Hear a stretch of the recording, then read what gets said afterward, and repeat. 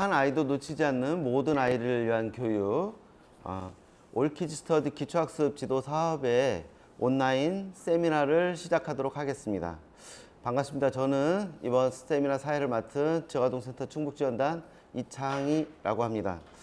오늘 세미나는 사전 촬영으로 진행되고 우리 채팅창을 운영할 예정입니다. 그래서 궁금하신 점이나 의견 있으시면 채팅창에 올려주시면 답변 드리도록 하겠습니다. 저희가 코로나가 시작되고 나서 우리 취약계층 아동 청소년들 같은 경우에 오늘 주제인 기초학습 관련해서도 여러 가지 양극화나 격차가 생기고 있고, 또 건강 관련해서 또 생활안전 관련해서 여러 가지 격차들이 생기고 있는데, 이런 것들을 조금 더 줄여나가고, 또 우리가 오늘 이 세미나를 통해서 기초학력 향상 지원이나 중간 지원 체계에서의 협업, 이런 것들을 만들어내는데 계기가 되었으면 좋겠습니다. 먼저 세미나 순서를 소개하도록 하겠습니다. 우리가 첫 번째에서는 아동복지 현장 기초학습 지도 경험과 성과, 이걸 주제로 해서 다루게 되고요. 두 번째는 우리 현장 선생님과 슈퍼바이저 선생님 해서 기초학습 지도의 경험과 노하우를 중심으로 한번 이야기를 나눠보도록 하겠습니다. 자, 그러면 오늘 여기 매뉴얼이 이렇게 있는데, 이게 저도 중간에 한번 봤는데, 이 매뉴얼에서는 아동복지 현장에서 기초학력 관련해서 선생님들의 경험과 노하우가 담겨져 있습니다. 아주 실질적이고 실제적인 이런 경험들이 담겨져 있는데, 오늘 세미나를 통해서 여기에 내용들을 한번 소개하고 소통하는 이런 자리가 될 것이라고 생각됩니다. 자, 그러면 첫 번째 세션의 첫 번째 발표자분을 소개하도록 하겠습니다. 아동복지 현장의 중간지원 조직 또는 교육청 또는 정책 위반자의 역할에 도움이 될 것으로 생각합니다. 기초학습 지도 사업이 올키즈 스터디 설계와 운영에 대해서 함께 걷는 아이들 유원선 사무국장님의 발표를 듣도록 하겠습니다. 안녕하세요. 소개받은 함께 걷는 아이들의 유원선 국장입니다. 저는 오늘 기초학습 지도 사업인 올키즈 스터디 사업의 설계와 운영에 대해서 설명드리려고 하고요. 저희 매뉴얼 갖고 계신 분들은 이제 1권에 해당하는 내용입니다. 시작하기에 앞서 함께 걷는 아이들 소개를 간단하게 드리려고 합니다. 오늘 이제 진행할 기초학습 지도 사업인 올키즈 스터디 사업 이외에도 저희가 아동 청소년 오케스트라 사업인 올키즈스트라 사업을 전국의 7개에서 11개까지 이제 지원하고 또 직접 운영해 오고 있습니다. 탈가정 청소년들의 주거를 좀 고민하는 청소년 주거권 네트워크 활동도 진행하고 있고요. 저희는 2010년에 설립되어서 이제 올해로 12년 차를 맞이하는 사회복지법인입니다. 아동 청소년을 위한 복지 사업을 지원하고 활동을 지속해 오고 있습니다. 오늘의 내용을 시작하도록 하겠습니다. 저희가 이 사업을 시작하게 된 배경을 좀 설명을 드리고 싶은데요. 재단이 처음 시작이 되었을 때 저희가 중학생 영수 그룹 지도 사업을 처음에는 이제 시작을 했었어요. 그래서 중학교 지도는 실무자 선생님들이 지도하기 좀 어려우시고 자원봉사자를 구하기도 좀 쉽지 않으실 거기 때문에 저희가 이제 전문 강사 선생님들을 모셔서 100개의 지역아동센터에 이제 지원하는 좀 대규모 지원 사업이었었는데, 저희가 이제 2년 정도 이 사업을 운영을 하고 평가를 진행을 했더니 아이들의 성적이 오르지 않거나 혹은 오히려 좀 떨어지는 현상을 발견하게 되었고, 그래서 이제 현장에 찾아가서 왜 아이들의 성적이 오르지 않을까 이야기를 들었을 때 좀 그 이유를 찾게 되었습니다.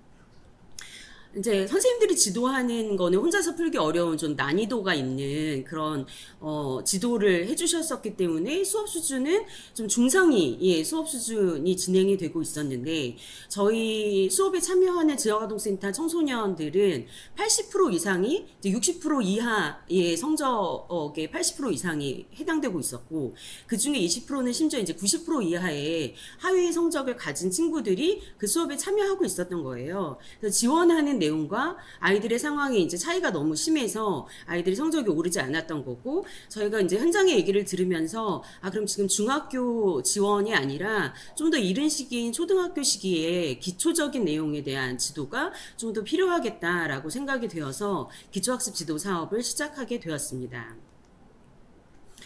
저희 한국 사회가 좀 높은 교육열과 굉장히 많은 학습 지도 지원들이 있음에도 불구하고 저희 같은 이제 민간 단체가 기초학습 지도 사업을 시작한 그 필요했던 이유에 대해서 좀 설명드리려고 합니다. 이제 학교 현장에서 이제 아이들의 성적이 이렇게 정규 분포로 분포가 되어 있다면 학교 선생님들은 가장 많은 아이들을 포괄할 수 있는 수업을 진행을 하시겠죠. 그럼 학원에서는 조금 더 이제 상위로 올려줄 수 있는 수업을 진행을 하신다면 지역아동센터나 복지현장에서 다양한 선생님들이 아동복지교사 선생님이나 학습 멘토나 자원봉사 선생님들이 아이들의 학교를 따라갈 수 있도록 하는 학습 지도를 그룹 지도로 지원을 하고 계십니다.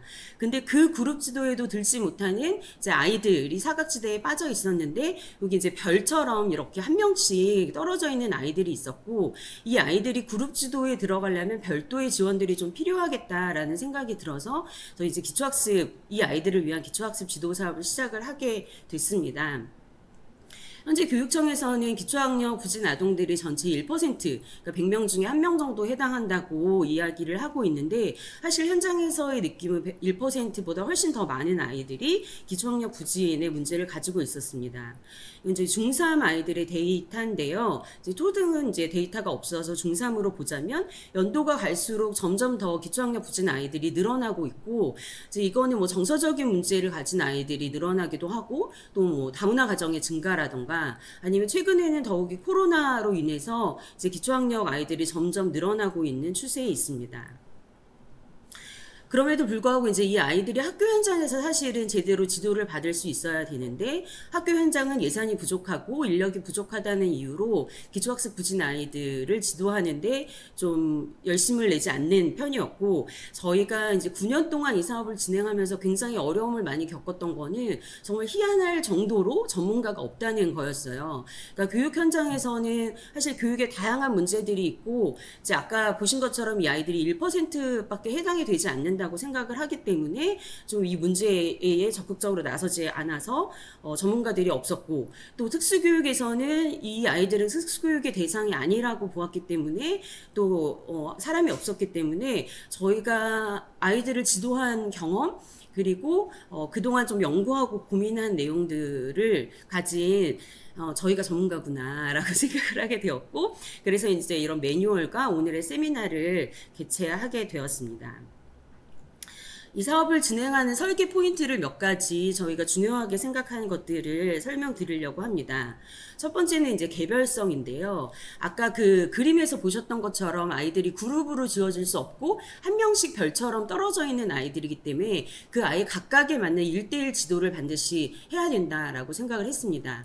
교사 한 명과 아이 한 명이 독립공간에서 최소한 주 3회 1년 정도는 집중 지도를 해야지 아이들이 기초학습을 탈피할 수 있다고 생각이 들었고, 아이들이 가진 단순 학습적인 문제뿐만이 아니라 정서적인 문제나 태도나 행동의 문제를 같이 다루어야 하기 때문에 반드시 1:1 지도가 어느 정도는 필요하다라고 보았습니다.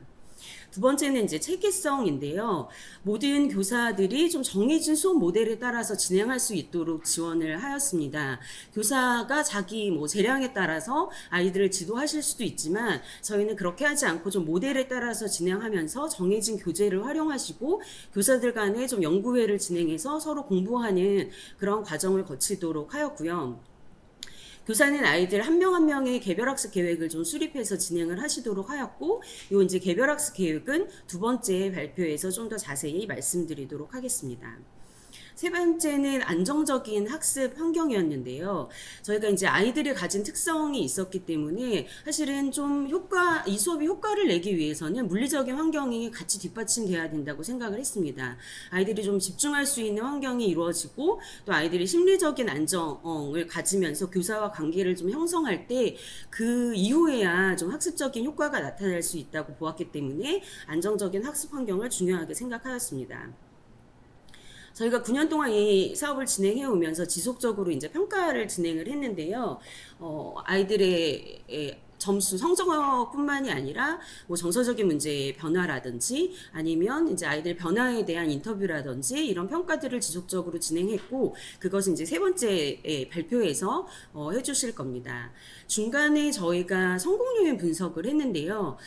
학습 부진의 원인이 무엇인지에 대한 연구들은 굉장히 많이 있었어요. 어떤 원인으로 인해서 아동들이 학습 부진이 되는지에 대한 연구는 있지만 그 아이들을 어떻게 지도해야 학습 부진을 탈피할 수 있는지에 대한 연구가 없었기 때문에 저희가 이 성공 요인을 좀 분석을 하면서 10가지의 성공 요인을 뽑았고 그 중에서 저희 사업에 좀 적용해서 꾸준히 좀 저희가 그 적용해야 되는 것들을 뽑았을 때 저학년 개입이라든지 동기부여가 꼭 필요하다든지 교사와 아동 관계가 중요하다든지 교사의 역량이 중요하다든지 하는 내용이었습니다. 그래서 이런 성공 요인들이 저희 사업에 잘 적용되고 있는지를 좀 평가하고 계속 반영하는 일들을 해왔습니다.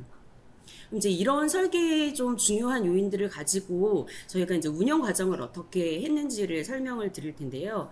저희가 좀 중요하게 생각했던 거는 이제 꼭 필요한 아동에게 이 지원이 가는 거였어요. 이게 이제 1:1 지원이었기 때문에 사실은 한 명의 아동에 대한 인풋이 굉장히 높고 그러면 정말로 꼭 필요한 아동에게 이 지원이 갈 수 있도록 그 대상 아동을 찾는 거에 저희가 좀 심혈을 기울였었는데 아동을 선정하는 기관 공모 과정에서 좀 굉장히 길었습니다. 그래서 저희가 처음에 사업 공고를 내서 재활아동센터나 학교들에서 서류를 접수를 하시면 간단한 서류 심사를 거쳐서 이제 선별평가를 했는데 저희가 직접 기초학습 진단지를 가지고 기관에 찾아가서 이제 아이들을 전체를 다 앉혀놓고 시험을 다 본 다음에 그 자리에서 채점을 하고 기준 점수 이하인 아이들이 5명 이상이 되는지를 현장에서 확인하는 작업을 선별평가를 통해서 했고 이제 기관 선생님들은 우리 기관에 뭐 10명이 넘는 학습부진 아이들이 있다 이렇게 말씀하셨지만 사실은 이거 정말로 기초 학습 진단지였기 때문에 막상 이제 시험을 테스트를 해보면 뭐 5명도 안 되는 경우도 많았고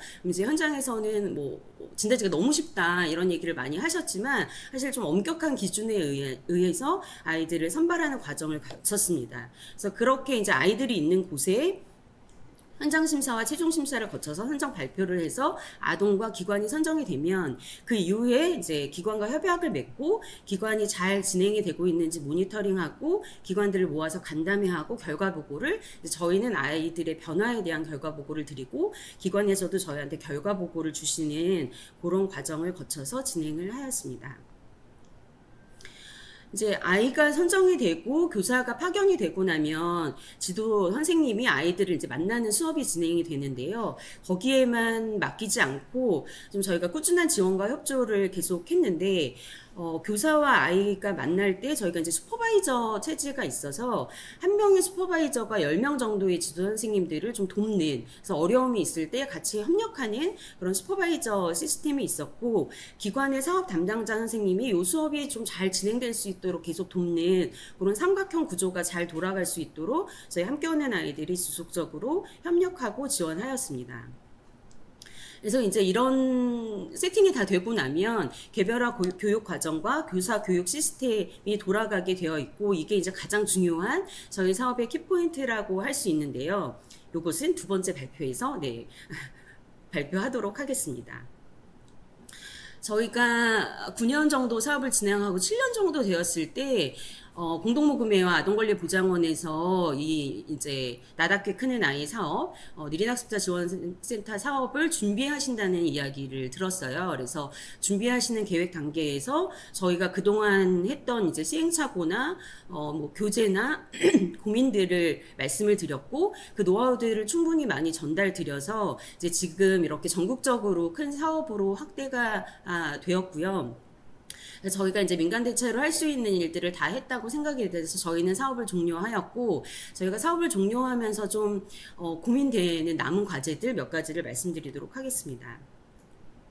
저희가 사업을 진행하면서 교과학습 부진 아동과 기초학습 부진 아동은 다르다라는 거를 굉장히 많이 생각을 했는데요. 교과학습 부진은 이제 수업을 따라가지 못하는 그냥 공부를 못하는 아이들이라고 한다면 사실 기초학습 부진은 그런 아이들이라기보다는 정말 읽고 쓰고 세마기가 안 되는 아이들이 기초학습 부진 아이였기 때문에 그걸 좀 구분해서 우리는 기초학습 부진 아동을 좀 담당하게 하는 거에 좀 신경을 많이 썼고 그래서 기초학습 기초학습 부진 아동을 선별해서 지도를 하다 보니까 그 아이에는 당연히, 그러니까 자연스럽게 좀 경계선 지능 아동들이 포함되게 되었어요.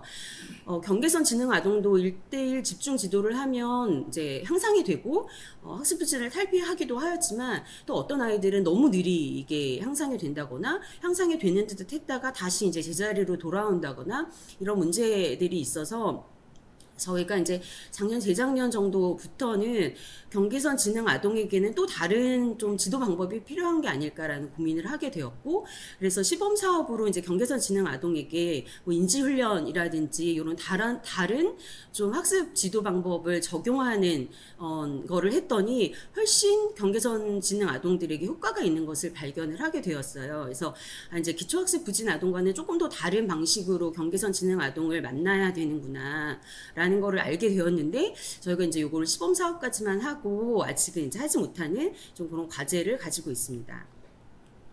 두 번째는 아까 말씀드린 것처럼 이제 사회복지 공동목금회와 아동권리보장원에서 지원하는 나답게 크는 아이 지원 사업들이 이제 잘 운영되고 꼭 필요한 아이들을 만나서 아이에게 정말 소중한 지원들이 될 수 있도록 저희가 응원하려고 하고요. 또 복지관이나 다른 현장으로도 많이 지원이 되고 있다고 들었는데, 저희도 저희가 할 수 있는 일들을 최선을 다해서 지원하려고 합니다. 코로나가 좀 길어지면서 기초학력에 대한 사회적 관심이 좀 많이 늘어나게 된 것 같아요. 그래서 기초학력 보장법이 이제 발의된 거는 좀 오래되었는데, 이제 이런 관심이 늘어나면서 작년 하반기에 이제 법이 통과가 되고 올해 3월에 드디어 이제 시행이 되었습니다. 그래서 5년마다 기초학력 보장 종합 계획을 수립하고 이거에 근거해서 진단 검사를 하거나 학교에 담당 교원을 두거나 기초학력 지원센터를 설립하도록 그 근거가 되는 법이 마련이 되었고요. 이 법이 이제 법으로만 그치지 않고 현장의 지원으로 연결될 수 있도록 저희가 좀 지속적으로 모니터링하고 촉구하는 일들이 지속돼야 될 것 같습니다. 저희 같은 이제 민간단체나 복지 현장에서 아이들을 교육 지원을 하는 것도 중요하지만, 궁극적으로는 학교 안에서 좀 한 아이도 놓치지 않고 아이들이 학교에서 좀 지도받을 수 있는 그런 공교육 시스템이 마련되는 게 저희 좀 궁극적인 목표이지 않나라는 생각이 들고요. 그렇게 되는 학교가 되도록 저희도 또 많은 분들이 함께 노력해 주시길 바라면서 저의 발표는 마치도록 하겠습니다. 고맙습니다. 네, 두 번째 발표는 우리 그 아동복지 현장에서 기초학습을 하고 계시는 현장 선생님들과 실무자들에게 도움이 될 것 같습니다. 두 번째 발표에서는 기초학습 지도 사업에 관련돼서 운영과 노하우를 주제로 함께 걷는 아이들 이현준 부장님의 발표를 듣도록 하겠습니다. 안녕하세요. 함께 걷는 아이들 이현진 부장입니다. 올키즈 스터디 사업을 2013년부터 8년 정도 담당했는데요. 사업 운영 노하우를 3가지 주제로 나누어서 설명드리겠습니다. 첫 번째는 개별화 교육 과정의 실제적인 내용들을 이제 좀 전해드리려고 하는데, 개별화 교육 과정은 1대1 수업이 잘 계획된 맞춤형 학습이 되도록 하고, 계획부터 평가까지 핵심 역할을 아이들을 지도하는 교사가 수행하게 되는 교육 과정으로 이해하시면 좋을 것 같습니다. 먼저 학습자의 입장에서 개별화 교육 과정을 좀 설명드리려고 하는데요. 기초학습 부진 여부를 판단하는 사전 진단 평가를 통해서 학습 부진이 확인되면 수업에 진입하게 되고요. 수업 초기에 개별학습 계획을 먼저 준비하고, 이걸 토대로 1년 동안 1대1 학습 지도를 주 3회 50분씩 유지하게 됩니다. 개별 학습 계획을 중심으로 매월 선생님들이 과정 평가를 진행하시고, 이제 상반기 평가, 하반기 평가를 토대로 슈퍼바이저가 모든 평가 내용을 최종 피드백으로 서면으로 이제 기관에 전달 드리면서 수업이 마무리됩니다. 교사의 입장에서 개별 교육 과정을 좀 설명드리려고 하는데요. 크게 이제 3단계로 나눠서 설명드릴 수 있습니다. 첫 번째는 진단 및 평가로 아이들이 기초학습 부진이 어느 정도인지를 이제 진단 평가지로 확인하고요. 그것만 가지고서 판단하기에는 정확한 지점을 또 정도로 파악하기가 어렵기 때문에 관찰과 면담을 통해서 명확하게 아이들의 현행 수준을 파악하게 됩니다. 이 내용을 기준으로 교육 계획을 작성하게 되는데요. 교육 계획의 핵심은 학습 목표를 정하고 학습 전략을 준비해서 이제 실행과 점검을 유지할 수 있도록 하는 것에 비중이 있게 진행이 됩니다. 실제 교육 과정의 양식들인데요. 앞에 양식들을 선생님들이 작성하시면 마지막에 이 보라색으로 된 최종 피드백을 슈퍼바이저가 작성해서 전달하게 되고, 피드백 내용에는 1년 동안 아동이 어떤 교재로 어떤 내용을 학습하게 됐는지부터 이제 수업 초기 상황부터 중간 교육 과정, 그리고 최종 피드백 내용까지 담아서 수업이 마무리됐지만 이후에 어떤 교육 과정을 조금 더 지속해야 되는지를 안내하는 내용까지 포함하고 있습니다. 저희가 이 질문을 가장 많이 받았어요. 왜냐하면 공모를 통해서 한 기관을 선정할 때는 최소 5명의 아이들이 있을 때 기관과 협약을 맺었기 때문에 2~3명 있는 기관들이 상당히 많으신데, 이 기관들을 저희가 다 지원할 수 없어서 기관이 이제 고민하시는 것들을 좀 지원하기 위해서 이런 것들을 선정하지 않아도 지원하는 경험들이 좀 있었는데, 무엇으로 어떻게 지도하는지를 좀 설명드리려고 합니다. 지금 다양한 교재들이 이제 보이시는데요. 기초학습 지도 교재들은 시중 교재와 교과서를 포함해서 아주 다양한데, 저희가 이제 학습자에 맞게 지도할 수 있는 컨텐츠를 좀 열심히 찾았고 그것들을 연구로 많이 진행했었는데, 지금 보시면 크게 2곳에서 만든 교재들로 저희가 사용하신 거 알 수 있어요. 왼쪽에 있는 교재들은 한국교육과정평가원에서 개발한 교재들이고요. 오른쪽으로 보이시는 컬러가 이제 좀 화려한 표지들은 충남대학교 응용교육측정평가연구소에서 개발한 교재들입니다. 이 교재들을 좀 먼저 설명드리고 이어가려고 하는데요. 이 교재들을 쓰시기 전에 저 어디서 사지? 궁금하실 수도 있지만, 이게 좀 파일로도 공유가 가능해요. 먼저 평가원 교재들은 꾸꾸사이트라고 포털에 검색하시면 꾸꾸사이트를 접속하실 수 있고, 기초학력 향상 지원 사이트 꾸꾸사이트 안에는 다양한 컨텐츠들이 있는데, 여유가 되실 때 이제 사이트를 둘러보시면 좋을 것 같은데, 위에 검색어 입력하는 곳에서 교재명을 입력하시면 파일로 다운받아서 출력해서 쓰실 수 있습니다. 저희 슈퍼바이저가 안내해 주신 사이트인데, 베이스캠프 사이트고요. 연구소 교재들을 이 안에서 찾아서 사용해 보실 수 있습니다. 이 교재들을 가지고 저희가 기초학습 지도를 어떻게 할 수 있냐의 노하우는 이 교재들을 아이들에게 어떻게 활용하느냐에 있는 것 같거든요. 그래서 저희가 좀 선생님들께 가이드북을 만들어서 공유 드렸어요. 그 가이드북에는 국어과와 수학과로 나누어서 목표를 좀 제시하고, 그 학습 목표에 맞게 단계적으로 아이들이 나아갈 수 있도록 선생님들에게 좀 방향을 제시하는 것들을 이제 좀 공유를 드렸었는데, 먼저 국어과 학습 목표는 읽기 쓰기 범위 안에서 기초학습을 한글 익히기에서부터 시작하고요. 저희가 5단계 글로 표현하기까지의 단계를 설정하고, 그 아래 하위 영역을 가지고 선생님들이 학습 목표를 설정하게 준비를 했었고요. 예를 들어서 처음에 한글을 모르는 친구가 들어왔을 때는 한글 익히기 1단계에서 하위 영역에 받침이 있는 글자를 알고 읽고 쓸 수 있다까지 내가 상반기 동안 아이와 목표를 갖고 해보겠다라고 하면 주교재와 부교재를 같이 매칭할 수 있도록 하는 이런 맵을 좀 그려서 안내를 했었고요. 교재들을 보시면 이제 저희가 가장 많이 사용한 교재는 꾹꾹 다지는 국어예요. 이건 평가원에서 이제 기초학력 중심으로 좀 아이들이 한 페이지 너무 빡빡하지 않게 개념 중심으로 복습을 잘 할 수 있도록 만들어 놓은 교재이기 때문에 선생님들이 활용하시기에도 좋았고 또 복습하기에도 좋았던 것 같아요. 내용을 살펴보면 1권부터 4권까지는 한글부터 문장까지 좀 기초학습 영역에서의 내용들 이해하는 내용으로 포함되어 있다면, 부록은 소리를 연습하는 내용을 담고 있고요. 저희 이제 매뉴얼에 보시면 이런 교재별로 설명을 다양하게 하고 있는데, 이 주교재와 함께 조금 더 활동 중심을 하고 싶다 하면 연구소에서 개발하신 기초국어 튼튼을 같이 활용하고요. 상반기 쪽 학습해서 아이들이 항상 있는 친구들이 있어요. 교과로 넘어가거나 하는 경우에는 저희가 늘품이 시리즈로 해서 이제 수업을 하게 됐는데, 지금 늘품이는 4, 5, 6학년 이렇게 있으면 이게 ABC형으로 나눠져 있고, 4학년 A형은 직전 3학년 과정을 담고 있기 때문에 3학년부터 6학년이 늘품이 시리즈로 수업을 할 수 있습니다.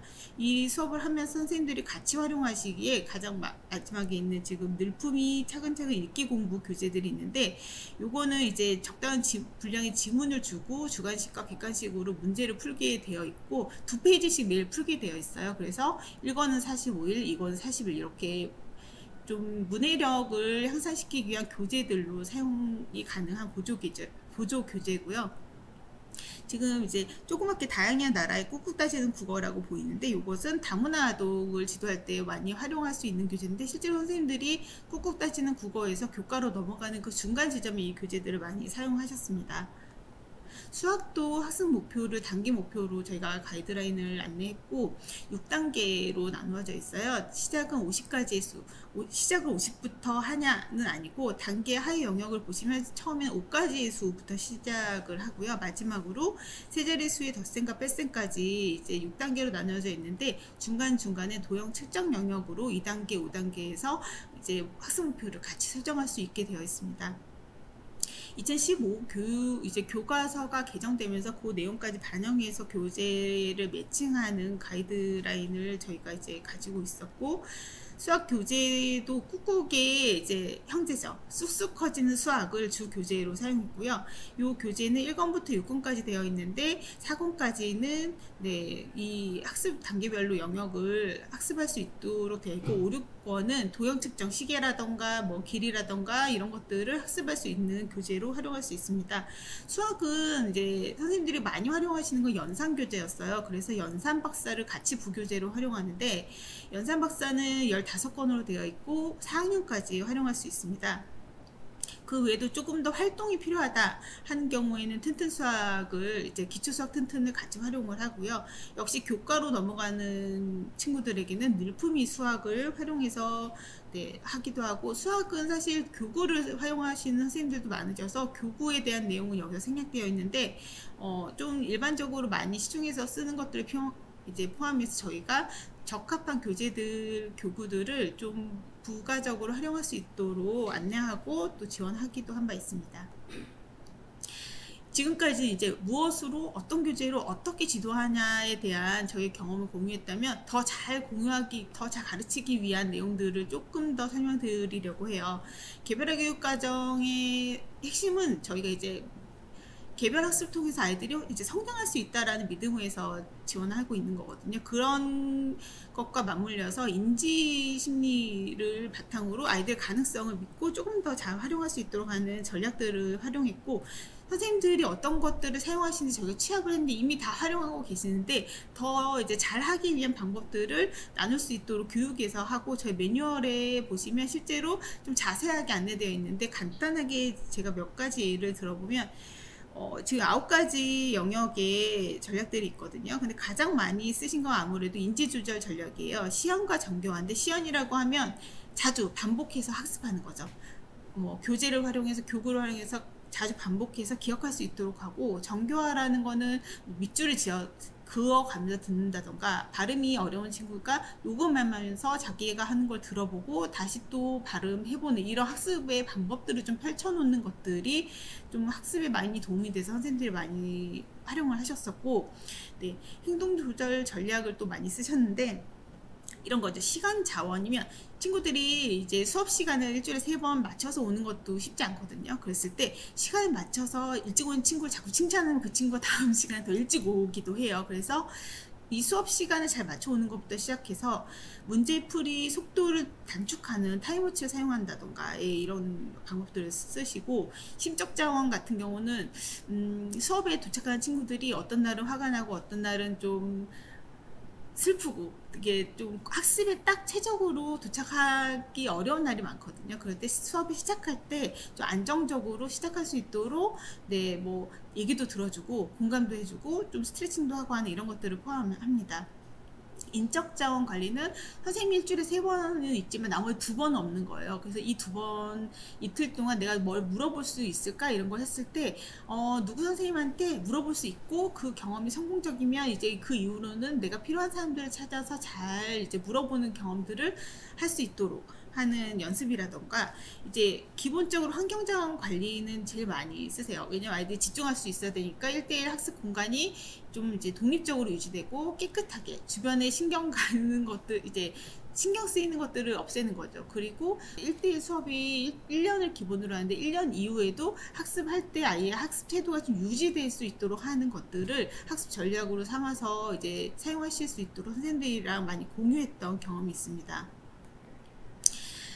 개별화 교육과정을 하면서 저희가 이제 보시면 아시겠지만 단기 목표를 성취하는 걸 되게 중요시하고 교재를 매칭하고 전략들을 사용하는 것까지 선생님들이 되게 바쁘세요. 네, 아이들 수업을 최적화하기 위해서 노력하시는데 그 곁에서 슈퍼바이저가 이제 지원하는 것들 역할을 되게 좀 성실하게 해주셔서 저희가 사업을 성과 있게 할 수 있었다라고 생각되고, 세 분의 슈퍼바이저가 계셨는데 저희가 이제 초창기부터 참여하시는 선생님들 중에서 양성해서 2015년부터 이제 직접 고용해서 선생님들이랑 활동을 했고, 세 분의 공통점을 제가 돌아보면 좀 꼼꼼하시면서 열정적이시고 친절하셨던 것 같아요. 그래서 이분들이랑 같이 길 있게 선생님들이랑 같이 활동했던 게 좀 사업을 규모 있게 하는 경우에는 슈퍼바이저 역할이 더 이제 드러날 수 있겠다라는 생각이 좀 들었던 것 같습니다. 개별화 교육을 맞춤형으로 하면 대부분의 아이들이 좀 되게 학습적으로 성장하는 경험들 저희가 가지고 있는데, 그 외에 특별히 기억에 남는 두 사례를 좀 소개해 드리려고 가지고 왔습니다. 첫 번째 친구는 저희가 3년을 만났어요. 3년 동안 339번의 수업을 했거든요. 이 수업을 보면 이 친구는 시작할 때 2학년 친구였어요. 읽기 쓰기 이제 시험을 보니까 읽기 쓰기도 0점, 수학도 0점이었고, 시작할 때 이제 자기 이름을 쓰거나 하는 것도 좀 어려운 친구였는데, 1년 수업을 하니까 사전사고가 20점씩, 이제 약간 읽고 쓰고 이제 세마는 게 가능해진 거죠. 그리고 이 친구가 20점, 아직은 학습부진에 머무르고 있기 때문에 1년 더 해보자 해서 2차년도에 이제 3학년 때 또 학습을 했어요. 했더니 수학이 좀 많이 올랐고 국어도 오른 거예요. 그래서 저희가 이제 보통은 대부분의 친구들은 1년 정도 수업을 하면 많이 상승되어 있는데, 2년을 하고 이 친구의 상승을 경험했지만 조금 부족함이 있는 거예요. 특히 읽기 쓰기에서. 그래서 3년을 지원하자라는 결정을 가지고 3년 수업을 해보니까 나중에 읽기 쓰기 세마기가 많이 향상된 걸 볼 수 있었고, 선생님이 아이를 관찰했을 때는 본인이 할 수 있다라는 경험을 갖고 자신감을 가지게 되다 보니까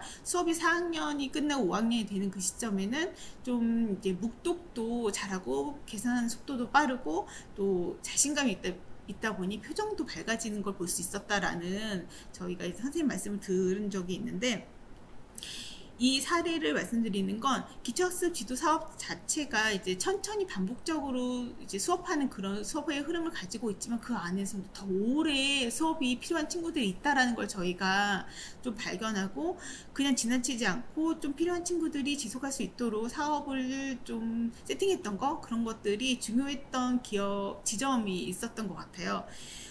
저희가 매년 기관을 공모할 때 기존 기관이 다시 선정되는 경우에는 5명 중에 신규 아동이 3명 정도는 들어오지만 기존의 아이들 중에서 2명은 지속할 수 있도록 하는 거가 이런 경험을 바탕으로 좀 유지될 수 있었던 것 같습니다.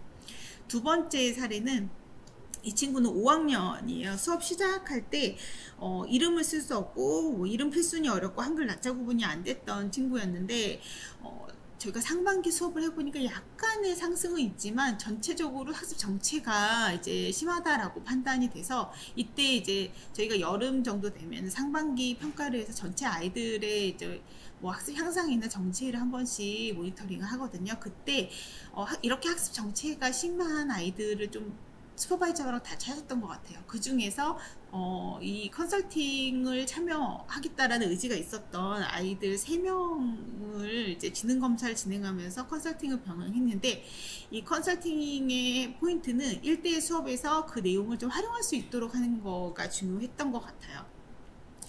조금 더 이제 자세히 설명드리면 이 친구 지능 검사를 진행했는데 4가지 영역 중에서 공통 이제 어휘 이해라고 나오는 언어 이해 능력이 이 친구의 강점으로 확인돼서 이걸 수업에 어떻게 활용했냐면 낱말이나 이런 것들을 좀 공통 개념을 찾고 이제 분류하고 모으고 하는 활동들을 꾸준히 해서 사고력을 높이는 것들을 국어 시간에 좀 활용을 하고, 지금 보시면 지각, 추론각, 작업기억 이 가운데 그래프의 가운데 영역들은 이제 상당히 저하된 걸로 나와 있는데, 이걸 위해서 좀 시지각을 훈련하는 교구들을 활용할 수 있도록 저희가 교구와 교재들을 선생님께 지원하고 이제 활용하는 방법들을 학습하고 했었거든요.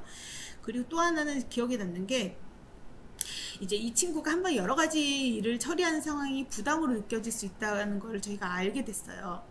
그래서 지시의 상황을 선생님이 짧게 구분해서 지시할 수 있도록 했는데, 예를 들면 뭐 꾹꾹 따지는 국어를 펴서 23페이지를 펴라 라고 하지 않고, 꾹꾹 따지는 국어를 책상 위로 펴자 해서 피면 그 다음에 23쪽을 펴자, 이렇게 나눠서 설명할 수 있는 이제 지도법들을 저희가 수업에 반영하게 됐고, 하반기 수업을 하고 나서 최종 진단평가 결과를 보면 아이가 지금 읽기와 수학 점수에서 큰 폭의 향상이 있는 걸 알았고, 이제 발표 1에서도 잠깐 이제 언급을 하셨지만, 저희가 이제 2020년에 이 사업을 마무리하고 나서도 이 경험들이 저희한테 되게 좀 강렬했던 것 같아요. 그래서 2021년에 지능 검사 결과 지적 기능이 경계선 이하인 친구들을 찾아서 이 인지심리 전문가가 슈퍼바이저가 되어서 이 수업을 1대1 수업을 하는 경험들을 1년 정도 더 지속했었어요. 근데 사업을 마무리하면서 평가할 때 너무나도 이제 저희에게 같은 경험이었던 거죠. 모든 아이들이 이제 성장하는 것들을 저희가 경험하면서 이 사업을 시범 사업 이후도 좀 고민하게 되는 경험이었던 것 같고, 이 얘기는 앞에 친구는 조금 길게 지도해야 된다라는 경험이었다면, 지금 이 사례는 1대1 개별화 교육과정 안에서도 조금 더 다양한 방법을 고민할 필요가 있다라는 메시지를 좀 전해드리고 싶어서 가져온 사례고, 이런 것들은 저희가 이제 연구 모임으로 많이 활성화했었던 것 같아요. 그래서 이어서 두 번째 주제는 교사 연구 활동을 좀 설명드리면, 저희가 이제 사업 초기부터 선생님들이랑 매월 한 달씩 교육 모임을 갖는 것들을 원칙으로 마무리하는 시점까지 계속 유지를 했었는데요. 2020년도 기준으로 교사 교육과정을 좀 설명드리면, 먼저 개별화 교육과정과 관련된 일정들을 먼저 세팅을 하고, 그것들이 중복되지 않게 교사 교육 일정을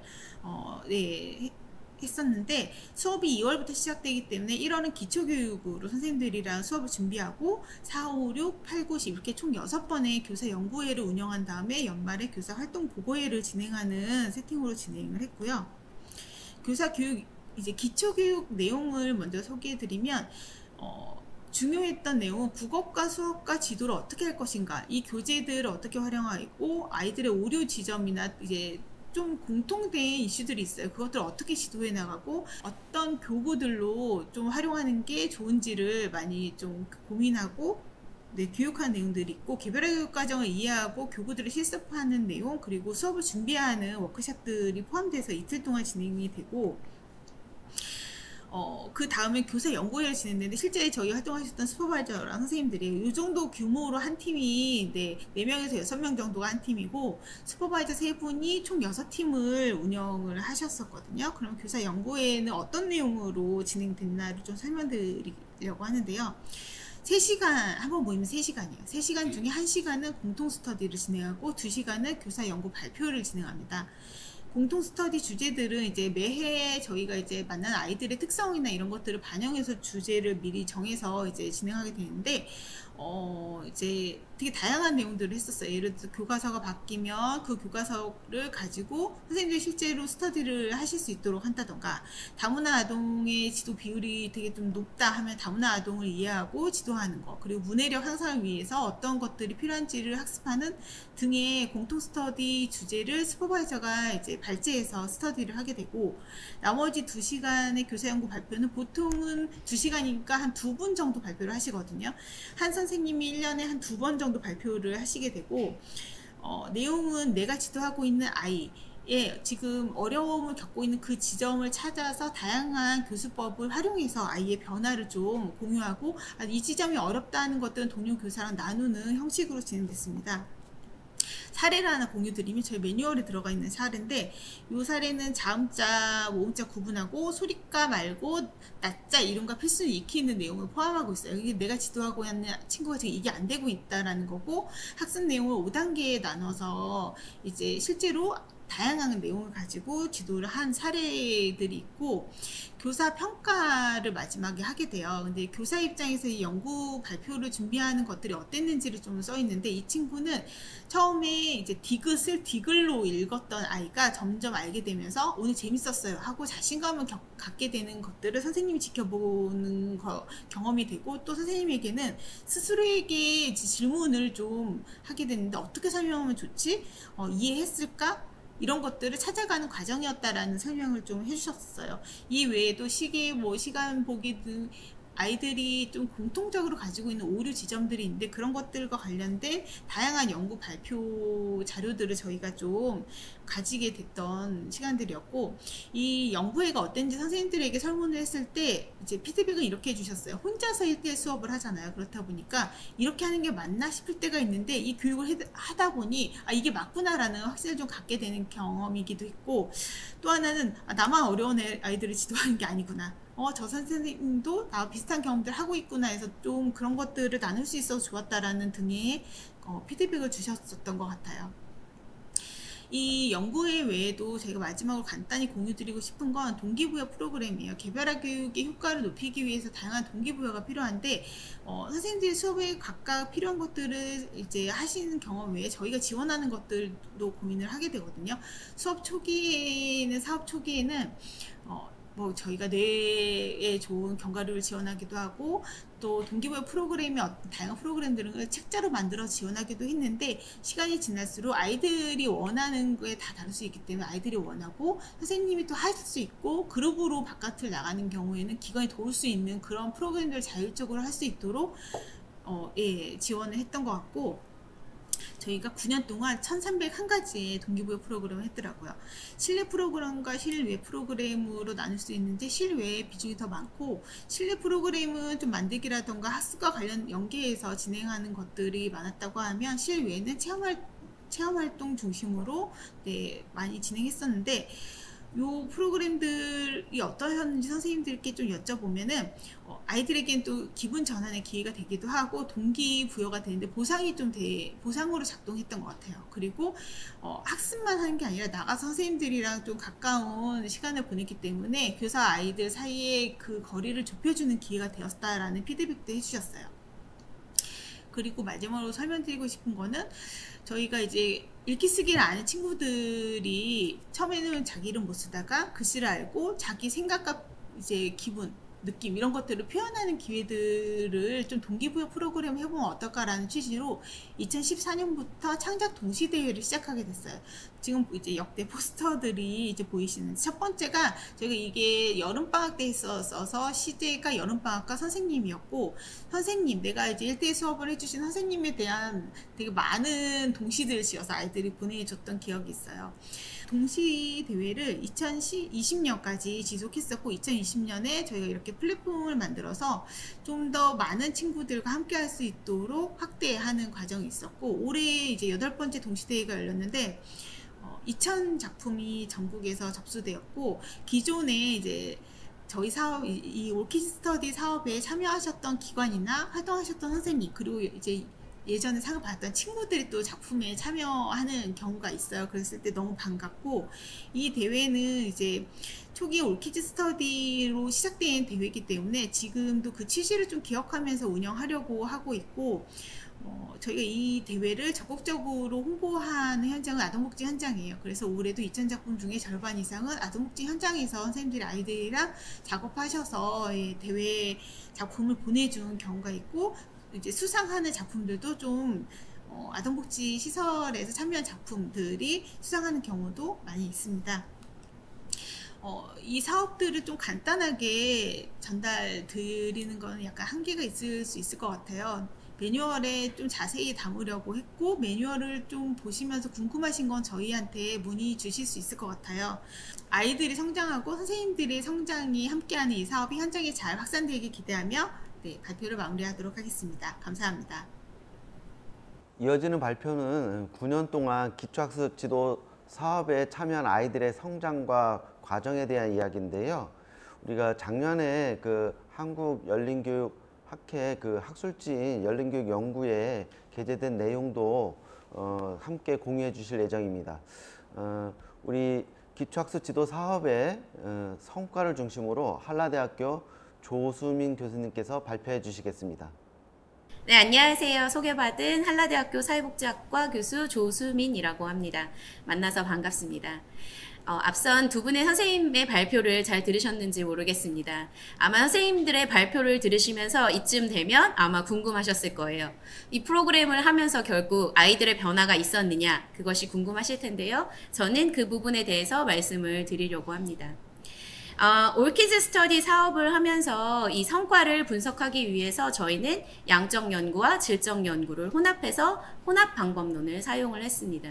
흔히 우리가 사업의 성과를 평가를 할 때 양적 방법 혹은 질적 방법 둘 중에서 하나를 사용을 하기도 하는데요. 그렇다 보면 아무래도 방법론에 있어서 한계가 나타나기 마련입니다.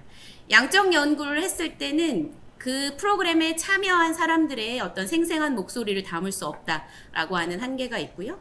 또 질적 연구만 진행을 할 때는 그래서 그 아이들이 몇 점의 점수가 올랐는데 그래서 그 아이들이 기초 학습 부진에서 탈피했냐 이런 질문들이 생기게 마련이죠.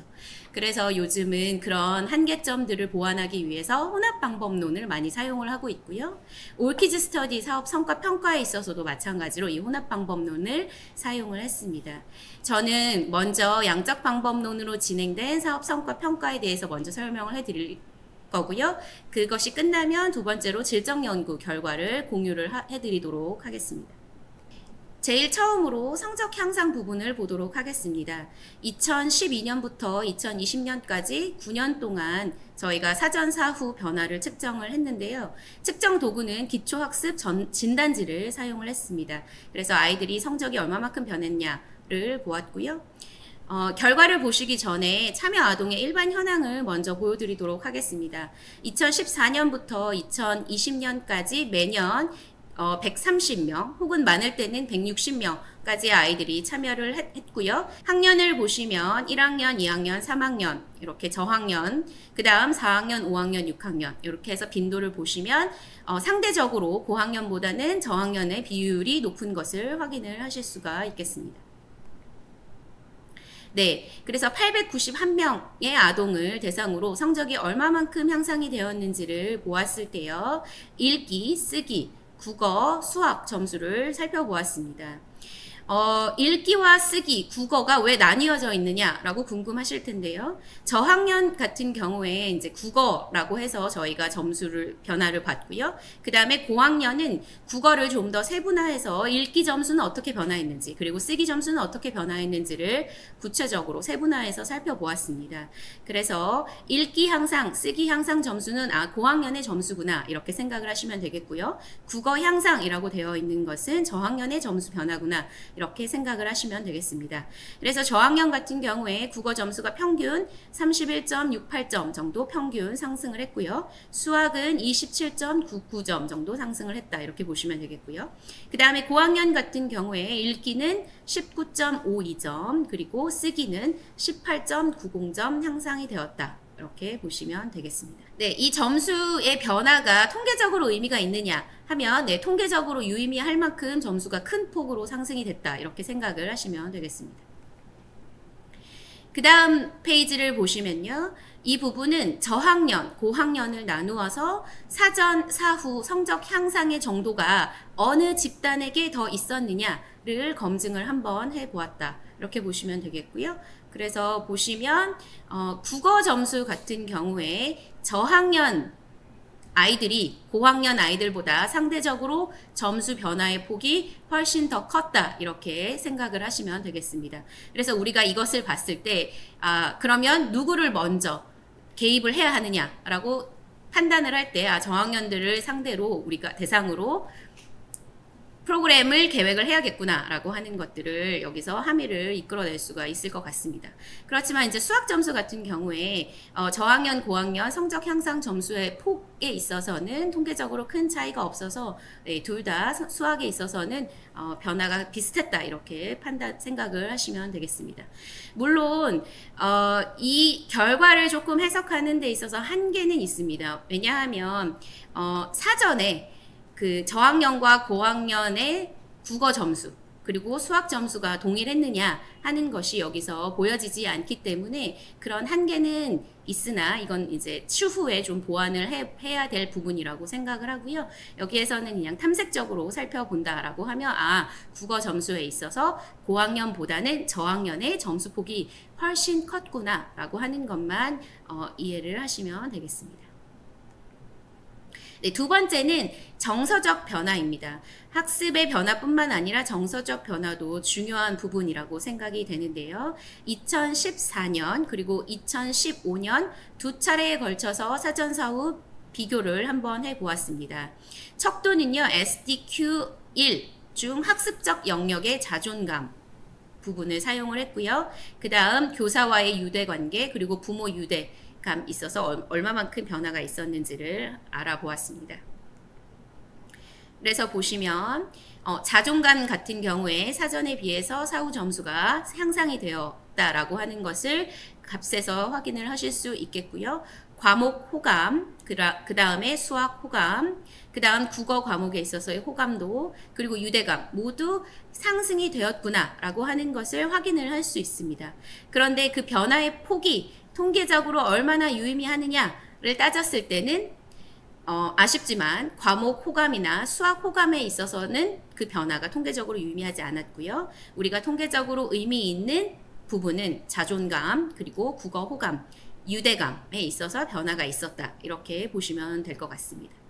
네, 그래서 양적 연구에 대해서 정리를 하자면 첫 번째는 아이들의 성적에 있어서 유의미한 향상이 있었다. 이렇게 보시면 되겠고요. 그리고 마찬가지로 정서적 변화에 있어서도 특히 자존감이라든지 아니면 부모, 교사와의 유대감에 있어서 아이들이 프로그램 초기보다 프로그램이 마칠 때쯤 훨씬 더 성장해 있었다. 이렇게 보시면 되겠습니다. 여기서 한 가지 이제 말씀을 드릴 부분은 좀 더 체계적인 이제 연구가 되기 위해서는 이런 단순 매년 진행된 연구 결과를 합산을 해서 보기보다는 이것들이 각각의 개별 연구인 것처럼 해서 메타 분석이라든지 이런 연구를 진행을 할 필요가 있을 것 같습니다. 그래서 추후에 이 사업을 하시는 분들 중에서 사업 평가를 해보고 싶다, 양적 사업 평가를 해보고 싶다 하시는 분들은 그 부분에 고려가 있으면 좋을 것 같다라고 하는 말씀을 드리고요. 그러면 지금부터는 양적인 변화 말고 그러면 질적인 어떤 아이들의 변화는 무엇이 있었을까에 대해서 한번 알아보도록 하겠습니다. 네, 여기에서 사용한 연구 방법은 다음과 같습니다. 1대1 아동을 지도한 교사의 관점에서 교사들이 경험하고 인식한 내용을 토대로 아동의 어떠한 변화가 있었느냐 그리고 그 변화에 어떠한 요인들이 기여를 했느냐를 보고자 했고요. 그래서 교사들을 대상으로 포커스 그룹 인터뷰를 진행을 했습니다. 그래서 연구 오리엔테이션이라고 해서 이 연구가 어떻게 진행될 것인지, 이 연구의 목적은 무엇인지에 대해서 설명하는 시간을 한번 가졌고요. 오리엔테이션이 끝난 후에 인터뷰를 2번을 진행을 했습니다. 그래서 프로그램이 진행되는 초기에 한번 인터뷰를 했고요. 프로그램이 종료된 이후에 다시 한번 인터뷰를 진행을 했습니다. 인터뷰 질문은 크게 세 가지였는데요. 첫 번째는 지도 초기에 기초학습 부진과 관련해서 아동들은 어떤 상황을 경험하고 있었는지에 대해서 질문을 드렸고요. 두 번째는 지도교사의 관점에서 1대1 학습 지도를 통해서 경험한 아동의 변화 양상은 어떠했느냐에 대해서 질문을 드렸고요. 그리고 세 번째는 그런 변화에 있어서 기여한 요인은 무엇이라고 생각하는지 이 총 세 가지의 질문을 드렸습니다. 연구 대상은 다음과 같습니다. 총 8분의 지도교사 분들께서 참여를 해 주셨고요. 이 선생님들이 하고 계시는 지역은 평택, 그리고 남양주, 안산 이렇게 해서 주로 경기도 지역에서 지역아동센터에서 아이들을 가르치고 있는 선생님들을 저희가 섭외를 해서 연구 대상자로 참여를 시켰습니다. 그리고 이 선생님들은 굉장히 이 올키즈 스터디에 참여한 경력이 많으시고, 그래서 아동의 변화를 오랫동안 목격을 하신 그런 선생님이다라고 라고 생각을 해주시면 되겠고요. 선생님들이 가르치고 있는 지도 학생의 특성들을 보시면 뭐 저학년에서부터 고학년까지 다양하게 분포가 되어 있고요. 가정환경 같은 경우에도 뭐 일반 저소득 가정뿐만 아니라 다문화 가정, 한부모 가정, 조손 가정, 네, 이런 식으로 분포가 되어 있는 것을 확인을 할 수가 있습니다.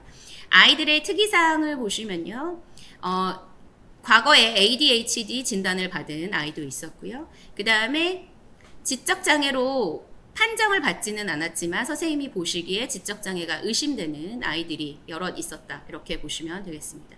그리고 시각장애를 가지고 있는 아이도 있었다. 이렇게 보시면 되겠습니다. 재참여 여부는 보시면 신규 참여라고 되어 있는 건 2020년에 프로그램에 처음 참여한 아동이다 이렇게 생각하시면 되겠고요. 재참여한 아동은 2019년에 참여를 했고 이어서 2020년에도 참여한 아이들이다 이렇게 보시면 되겠습니다.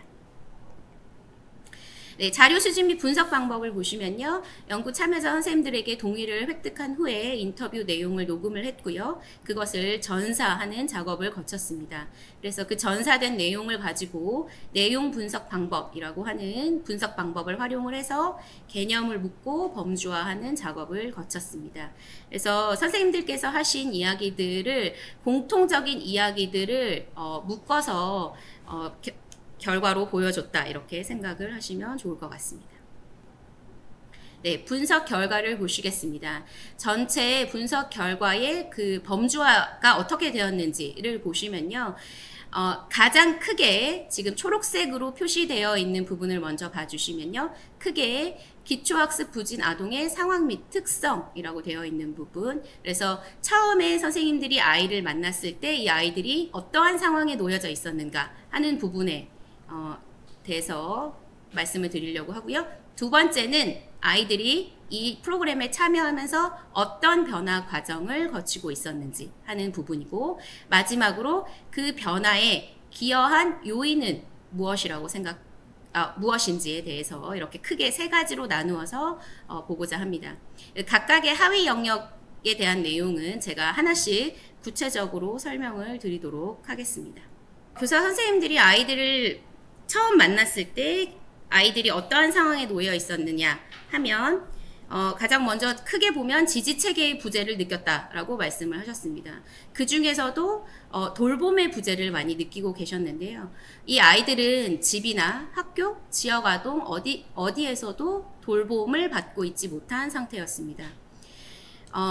지금 선생님이 직접 하신 말씀을 제가 인용을 해서 가지고 왔는데요. 보시면 엄마가 새벽에 들어오시니까 애가 졸리고 잠을 못 자거나 그런 날은 더 심하다. 엄마를 기다리다가 스마트폰으로 게임을 많이 한다. 유튜브도 많이 본다. 그래서 아이들이 영상에 훨씬 더 익숙을 해져 가다 보니까 글로 보는 것에는 흥미가 없는 거죠. 그래서 한글에도 재미를 많이 못 느끼고 있는 상태였다. 이렇게 보시면 이렇게 말씀을 하시고 계십니다. 그래서 이 아이들의 부모의 특징을 보시면 부모들이 늦게까지 일을 하는 경우들이 굉장히 많고요. 그리고 정신건강상의 어려움을 호소하는 경우도 있고, 그리고 준비되어 있지 못한 부모의 태도, 이런 것들로 인해서 아이들이 기본적으로 돌봄을 받지 못하고 있는 그런 상태였습니다. 그래서 특히 보시면 두 번째 그 선생님께서 하신 말씀을 보면 아이가 센터에 공부하러 오지를 않더라. 그래서 전화를 드려서 보내달라. 그랬더니 어머니가 어디 가셨는데 동생을 돌보라고 센터에 가지 말라고 했다. 이런 식으로 아이들의 어떤 인지 학습적인 부분에 있어서 돌봄이 제대로 이루어지고 있지 않은 경우들이 굉장히 많았다. 이렇게 보시면 되겠고요. 이거는 가족뿐만 아니라 이 아이가 지금 많은 시간을 보내고 있는 지역아동센터에서도 마찬가지였습니다. 왜냐하면 아이들이 이제 이 아이들이 학습뿐만이 아니라 어떤 정서적인 문제를 가지고 있는 그런 아이들이 굉장히 많았기 때문에 여러 명을 상대를 해야 하는 지역아동센터 입장에서 보면 이 아이를 프로그램에 참여시키기가 굉장히 힘든 거죠. 그래서 마지막 교사 선생님의 인용을 보시면 이 친구는 럭비공처럼 진짜 어디로 튈지 몰라서 바깥놀이를 할 때 되면 제외가 된다. 그래서 이 아이가 이제 자기 마음대로 움직이다 보니까 위험해서 데리고 가지를 못한다. 그러니까 이 아이들 사실은 지역아동센터에서도 좀 배제되는 경험을 하고 있었다. 이렇게 보시면 되겠습니다. 이런 돌봄의 부재는 어디로 이어지느냐 하면 바로 정서적 안식처의 공백인 거죠. 그래서 교사 선생님께서 하신 말씀을 보시면 부모님과 함께하는 시간이 부족해서 저와 모든 이야기를 다 하려고 했다. 그래서 엄마가 일을 하셔서 스킨십을 많이 못 해준다. 근데 애는 스킨십을 굉장히 하고 싶죠. 그래서 올키즈 스터디 선생님 무릎에 앉아서 공부를 하려고 한다라고 하든지 뭐 이런 아이들이 어떤 정서적으로 누군가에게 의지하고 자신의 이야기를 하고 이런 거에 있어서 받아줄 수 있는 사람이 아무도 없었다. 이렇게 보시면 되겠습니다. 그래서 아이들이 자신의 관심사라든지 아니면 생각, 감정 등을 터놓고 이야기할 수 있는 존재가 그 주변에 어디에도 없었다. 이렇게 보시면 되겠고요. 그 다음에 이제 크게 여기까지가 이제 아이들의 어떤 기본적인 돌봄에 있어서의 문제였다라고 보시면 지금부터는 이제 이 아이들이 어떤 학업 수행에 어려움이 있었나를 보도록 하겠습니다. 첫 번째는 바로 제한적인 인지 능력입니다. 보시면 선생님께서 하신 말씀을 보면 5학년인데도 겹받침이 들어가는 단어 읽기를 어려워했다. 세 자릿수를 읽지 못하고 묶음수도 알지 못했다. 수업 시간 중간중간 눈동자가 풀리고 초점도 흐려지고 아무 생각 없이 집중하지 않고 멍하니 혼자서 앉아있기만 했다. 뭐 이런 경우도 있었고요.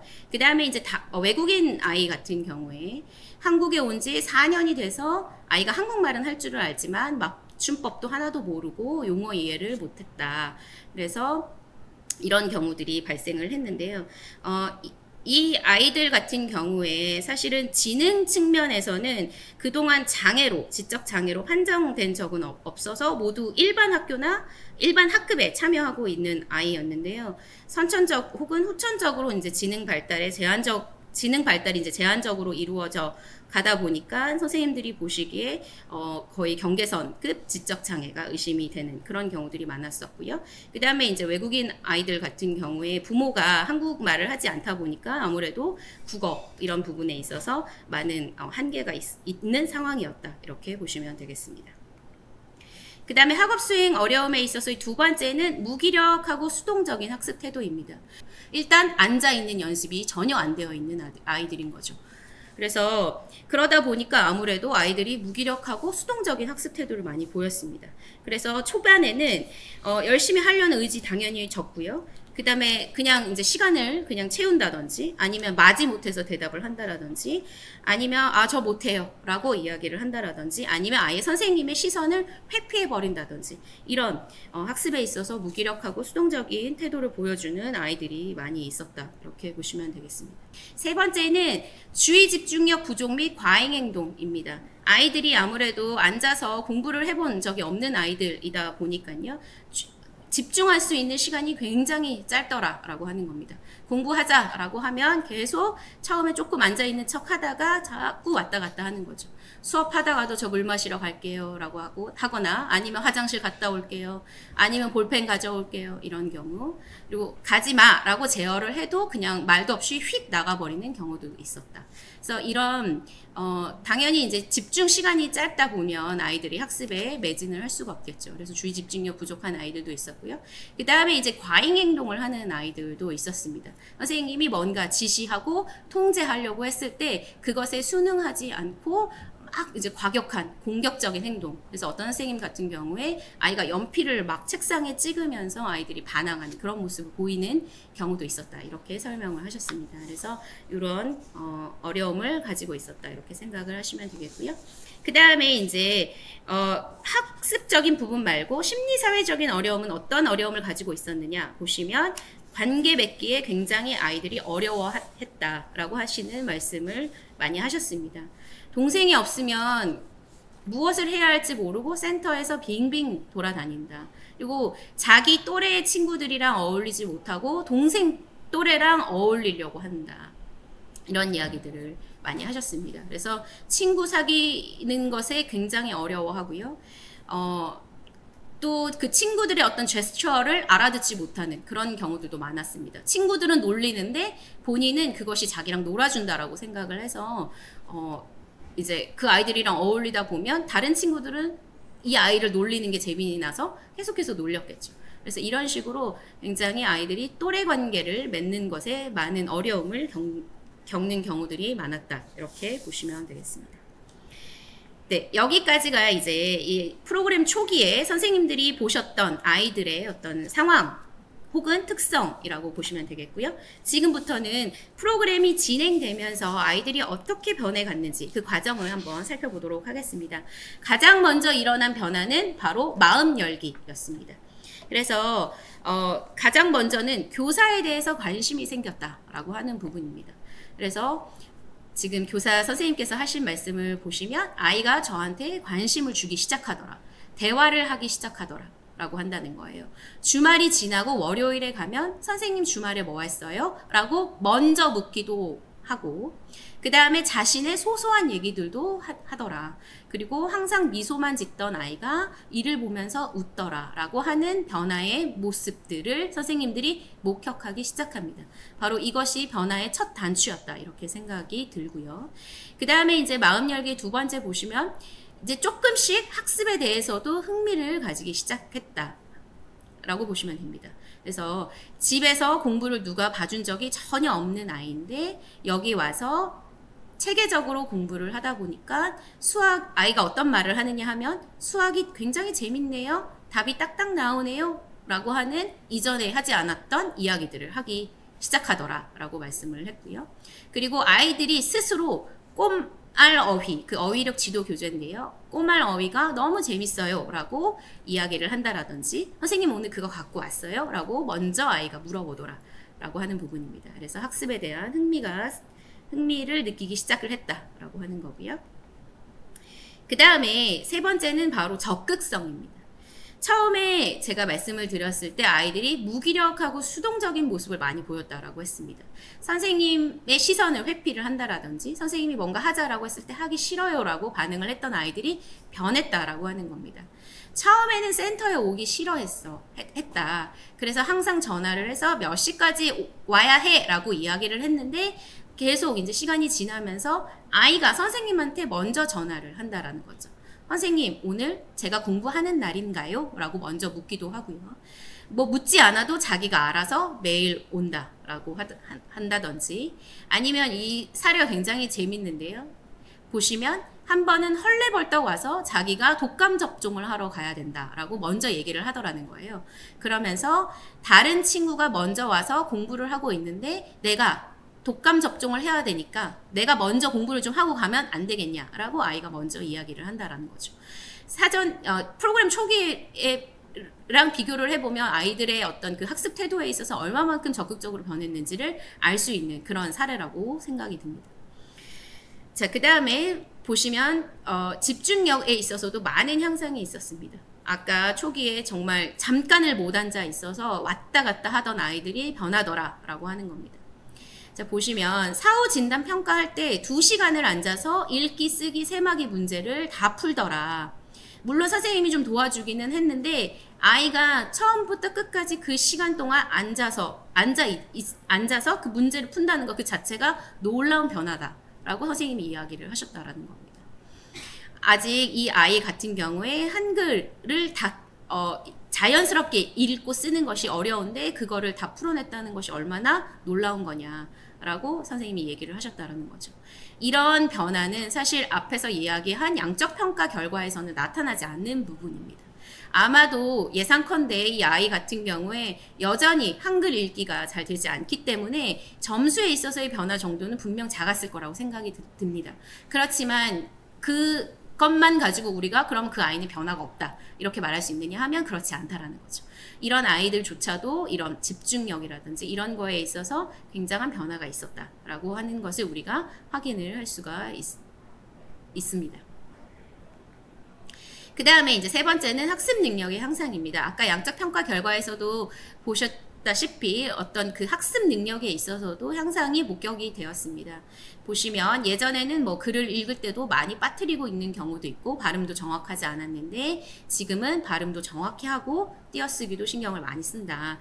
그리고 수학 보시면 재학년 수준까지도 지금 따라가고 있다라고 이야기를 하셨습니다. 그러니까 사실은 이 프로그램 자체의 목표는 기초학습 부진을 탈피하는 거에 있지만 기초학습 부진 탈피를 넘어서 어느 과목에 있어서는 아이들이 재학년 수준까지 따라가고 있는 것을 목격을 할 수가 있었다라고 하는 부분이고요. 물론 모든 아이들이 다 그런 거는 아닙니다. 아무래도 그 아이가 저학년이냐 그리고 고학년이냐 그리고 어떤 인지 능력에 있어서 좀 제한이 있느냐 그렇지 않느냐에 따라서 아이들 간의 변화량의 차이는 있다라고 보여집니다. 그래서 특히 고학년 같은 경우에 학습 부진의 누적 정도가 좀 심한 아이들 같은 경우에 여전히 기초학습 부진에서 크게 벗어나지 못하고 재학년 수준을 따라가지 못하는 그런 아이들도 분명 존재하는 것을 저희가 확인을 할 수가 있었습니다. 네, 그래서 보시면 발전의 한계라고 보시면 이 모든 아이들이 이 프로그램에 참여한 모든 아이들이 사실은 일취월장한 모습을 보여주면 좋겠지만 현실적으로 그렇게 모든 아이들이 다 좋아지는 것은 아니다라고 하는 부분입니다. 그래서 인지 능력에 아무래도 한계가 있는 아이들 같은 경우에 이 프로그램 1년으로 크게 변화를 사실은 기대하기가 어려운 것도 사실입니다. 그렇지만 그런 아이들조차도 어떤 변화가 있었는데요. 보시면 처음에 이 선생님이 아이를 만났을 때 말 자체를 못해서 혀가 둥둥 떠다녔다. 그런데 지금은 굉장히 말하는 것도 많이 자연스러워졌다. 이렇게 말씀을 하고 있으십니다. 그래서 국어 실력도 조금 늘었다. 물론 아직도 한 단어를 한 번에 못 읽고 띄어서 천천히 읽기는 하지만 그 낱말을 자기가 읽고 있다. 라고 하는 것이 많이 달라진 부분이다. 이렇게 이야기를 하셨고요. 네. 그 다음에 이제 그 외국인 아이들 같은 경우에도, 변화가 목격이 되었다. 이렇게 보시면 됩니다. 물론 이제 수학 같은 경우는 이 아이가 이제 그 한글에 기반을 하고 있지 않은 그런 수학 같은 경우는 굉장히 많이 변화가 되었는데 여전히 국어 같은 경우에 어휘력, 받침, 낱말 이런 것들은 좀 어려워하기는 한다. 그래도 처음보다는 굉장히 많이 발전을 했다. 이런 이야기들을 해주셨습니다. 그리고 이제 심리사회적인 변화 부분에서는 어떤 양상이 일어났는가 하면 가장 먼저 자신감이 크게 많이 향상된 부분을 그런 부분들이 목격이 되었습니다. 처음에는 이제 어렵다고 생각한 것도 자꾸 이제 본인이 도전해보고 하다 보니까 학습에 대한 자신감이 많이 생기면서 하기 싫다 이런 말도 하지 않고 생각보다 어렵지 않네요? 쉽네요? 라고 하는 말을 아이들이 직접 하더라 라고 하는 겁니다. 그리고 처음에 선생님이 만났을 때는 자신감이 없어서 뭐 이 물건 저기 선생님한테 갖다 드려 라고 하는 아주 간단한 심부름도 잘 못했다 라고 하면 이 아이들이 점점 변하면서 심부름도 굉장히 잘하고요. 그리고 다른 사람한테 말도 잘 전하고 그리고 센터에서 예전에는 굉장히 아이들이랑 뭐 어울리지도 못하고 선생님한테 말도 못하고 이런 아이들이 센터 생활을 하는 데 있어서도 자기 목소리를 좀 더 높인다든지 이렇게 아이들이랑 스스럼 없이 어울린다 하는 그런 부분들이 많이 변화한 부분이라고 보시면 되겠습니다. 그 다음에 이제 두 번째는요, 사회성이 많이 향상이 되었습니다. 아까 제가 처음에 관계 맺기에 있어서 굉장히 아이들이 많이 어려워했다라고 하는 부분을 말씀드렸는데요. 그 부분이 이 프로그램을 통해서도 많이 향상이 됐다라고 하는 겁니다. 그래서 원래 처음에는 이제 동생 친구들이랑 어울렸던 아이였는데 자기 또래하고도 잘 어울리고요. 그 다음에 같은 학년끼리 센터에서도 잘 어울리는 모습을 자주 목격했다. 이런 이야기들을 하셨고요. 이제 아이들이 조금씩 변하다 보니까 지역아동센터 선생님들도 이제 이 아이도 그룹 활동에 참여시켜도 되겠구나 이런 생각들을 하셨는지 이 아이들이 처음에는 이제 지역아동센터의 어떤 집단 활동에 배제됐던 아이들이었는데 선생님이 이제 너도 이제 참여해도 되겠다 해서 이제 집단 활동에 참여를 시켜주는 그런 모습들도 많이 목격을 하셨다라고 말씀을 하셨습니다. 여기까지가 아이들이 전반적으로 학습적인 부분 그리고 심리사회적인 부분에 있어서 어떤 변화가 있었느냐 하는 부분인 거고요. 그러면 이제 마지막으로 이런 변화를 이끌어낸 기여 요인은 무엇인가를 한번 알아보았습니다. 가장 먼저는 바로 기댈 수 있는 사람입니다. 여기에서 기댈 수 있는 사람은 지도교사겠죠. 아이들이 돌봄의 어떤 공백도 있었고요. 그러다 보니까 정서적 안식처의 공백을 많이 느끼고 있었는데 아이들이 이 선생님으로 인해서 굉장히 정서적으로 많이 기댈 수 있었다라고 하는 부분인 겁니다. 그래서 선생님들이 굉장히 아이의 이야기를 들어주는 데 시간을 많이 할애를 하셨다라는 이야기들을 하셨어요. 그래서 이 어떤 아이들 같은 경우에 형제가 또 굉장히 많은 아이들도 있었는데 형들한테 치이는 게 많고 이런 아이였습니다. 그런데 선생님이랑 이제 수업을 하면서 선생님이 워낙 이제 아이들의 이야기를 잘 들어주다 보니까 자기 편이 생겼다 이렇게 생각을 하더라라고 말씀을 하시더라고요. 그래서 오롯이 자기 이야기를 들어주고 자기 편이 있는 사람이다 보니까 아이들이 마음을 열고 조금씩 변화하기 시작했다라고 하는 거죠. 네, 두 번째는 아동 특성을 이해한 맞춤 지도가 있었다라고 하는 부분입니다. 선생님들이 개별적으로 정말 개별화 전략을 많이 활용을 하고 계셨습니다. 제가 생각했던 것보다 훨씬 선생님들이 융통적으로 다양한 방법들을 활용을 해서 아이들을 지도를 하고 있었는데요. 보시면 뭐 책을 그러니까 아이들의 특성에 따라서 아이들이 좋아할 만한 것을 제시를 했다라고 하는 거죠. 그래서 처음 보시면 낱말을 익힐 때 책을 뭐 많이 활용을 했다라고 이야기를 하셨고요. 그리고 수수께끼 책 같은 걸로 퀴즈를 내서 아이들이 이렇게 답을 쓰게끔 하는, 그래서 아이들의 흥미를 좀 유도할 수 있는 그런 방법들을 많이 활용을 했다라고 하셨고요. 그 다음에 마음 카드 같은 것도 이제 아이랑 이야기를 하면서 읽기 쓰기에 활용을 했다 이렇게 이야기를 하셨습니다. 그래서 보시면 마음 카드 같은 경우에 7에서 8가지 감정 카드가 있는데 여기에서 너의 마음 상태 카드를 뽑아줄래? 이렇게 얘기를 하시고요. 그럼 아이들이 뭐 졸리다 혹은 기쁘다 행복하다 이렇게 뽑으면 그거에 대해서 충분히 얘기를 하고 네가 얘기한 거에 대해서 다시 한번 써볼래? 이런 식으로 이제 아이들의 학습을 도왔다라고 하는 부분입니다. 이런 것들은 학습적인 어떤 부분뿐만 아니라 아이들의 이야기를 학습을 하면서 아이들의 이야기를 들어준다라고 하는 차원에서 굉장히 좋은 방법이었다라고 하는 생각이 들고요. 이것뿐만 아니라 뭐 게임을 활용을 한다든지 아니면 뭐 교구를 활용을 한다라든지 아니면 스톱워치 같은 것들을 이용을 하신다든지 아니면 녹음기를 이용을 해서 아이가 자기가 읽는 거를 녹음하고 그걸 다시 들어보게끔 해서 본인이 내가 이 부분이 안 되구나 이런 식으로 깨닫게 한다라든지 이런 다양한 방법들을 활용한 것들이 굉장히 주요했다 이렇게 생각을 하시면 되겠습니다. 그리고 세 번째는 바로 지도교사의 애정과 헌신입니다. 선생님들이 진짜 그 영어로 하면 커미트먼트인데요. 그냥 직업으로서가 아니라 이 아이에 대한 애정을 가지시고 항상 이 아이가 발전하기 위해서 내가 어떤 노력을 해야 할까, 어떻게 마음을 써야 할까, 이것에 대해서 굉장히 생각을 많이 하고 계셨다라는 느낌을 받았습니다. 그래서 보시면 항상 간식을 사갔다. 아이들이 가장 좋아하는 거는 간식이죠. 프로그램 만족도 조사를 해보면 아이들이 제일 좋았어요 라고 답한 부분은 간식입니다. 그래서 항상 간식을 이제 사갔는데 뭐 이제 그 동기부여 프로그램에서 지원되는 돈으로 사기도 했지만 집에서 그냥 본인이 개별적으로 사놓은 간식이 있다 그러면 그걸 가져가서 아이한테 준다라든지 뭐 이런 것들도 선생님들이 많이 하고 계셨고요. 그리고 보시면 그 두 번째 인용구를 보시면 자기가 공부를 하는 거를 제대로 알지 못하는 것에 대해서 아이들도 사실 되게 안타깝죠. 그래서 안타까움을 보이고 그래서 항상 어떻게 이 친구가 쉽게 할 수 있을까 그거를 머릿속에 늘 그 생각이 늘 머릿속에 있었다라고 하는 겁니다. 내가 좀 더 어떻게 하면 이 아이가 좀 더 나아질까 이런 생각들을 늘 머릿속에 하고 있었다라고 하는 거죠. 그래서 굉장히 이런 부분들이 컸다라고 하는 생각이 들고요. 네, 그 세 번째로 이제 프로그램 요인으로 넘어와서 프로그램 요인 중에서는 집중 지도 전략입니다.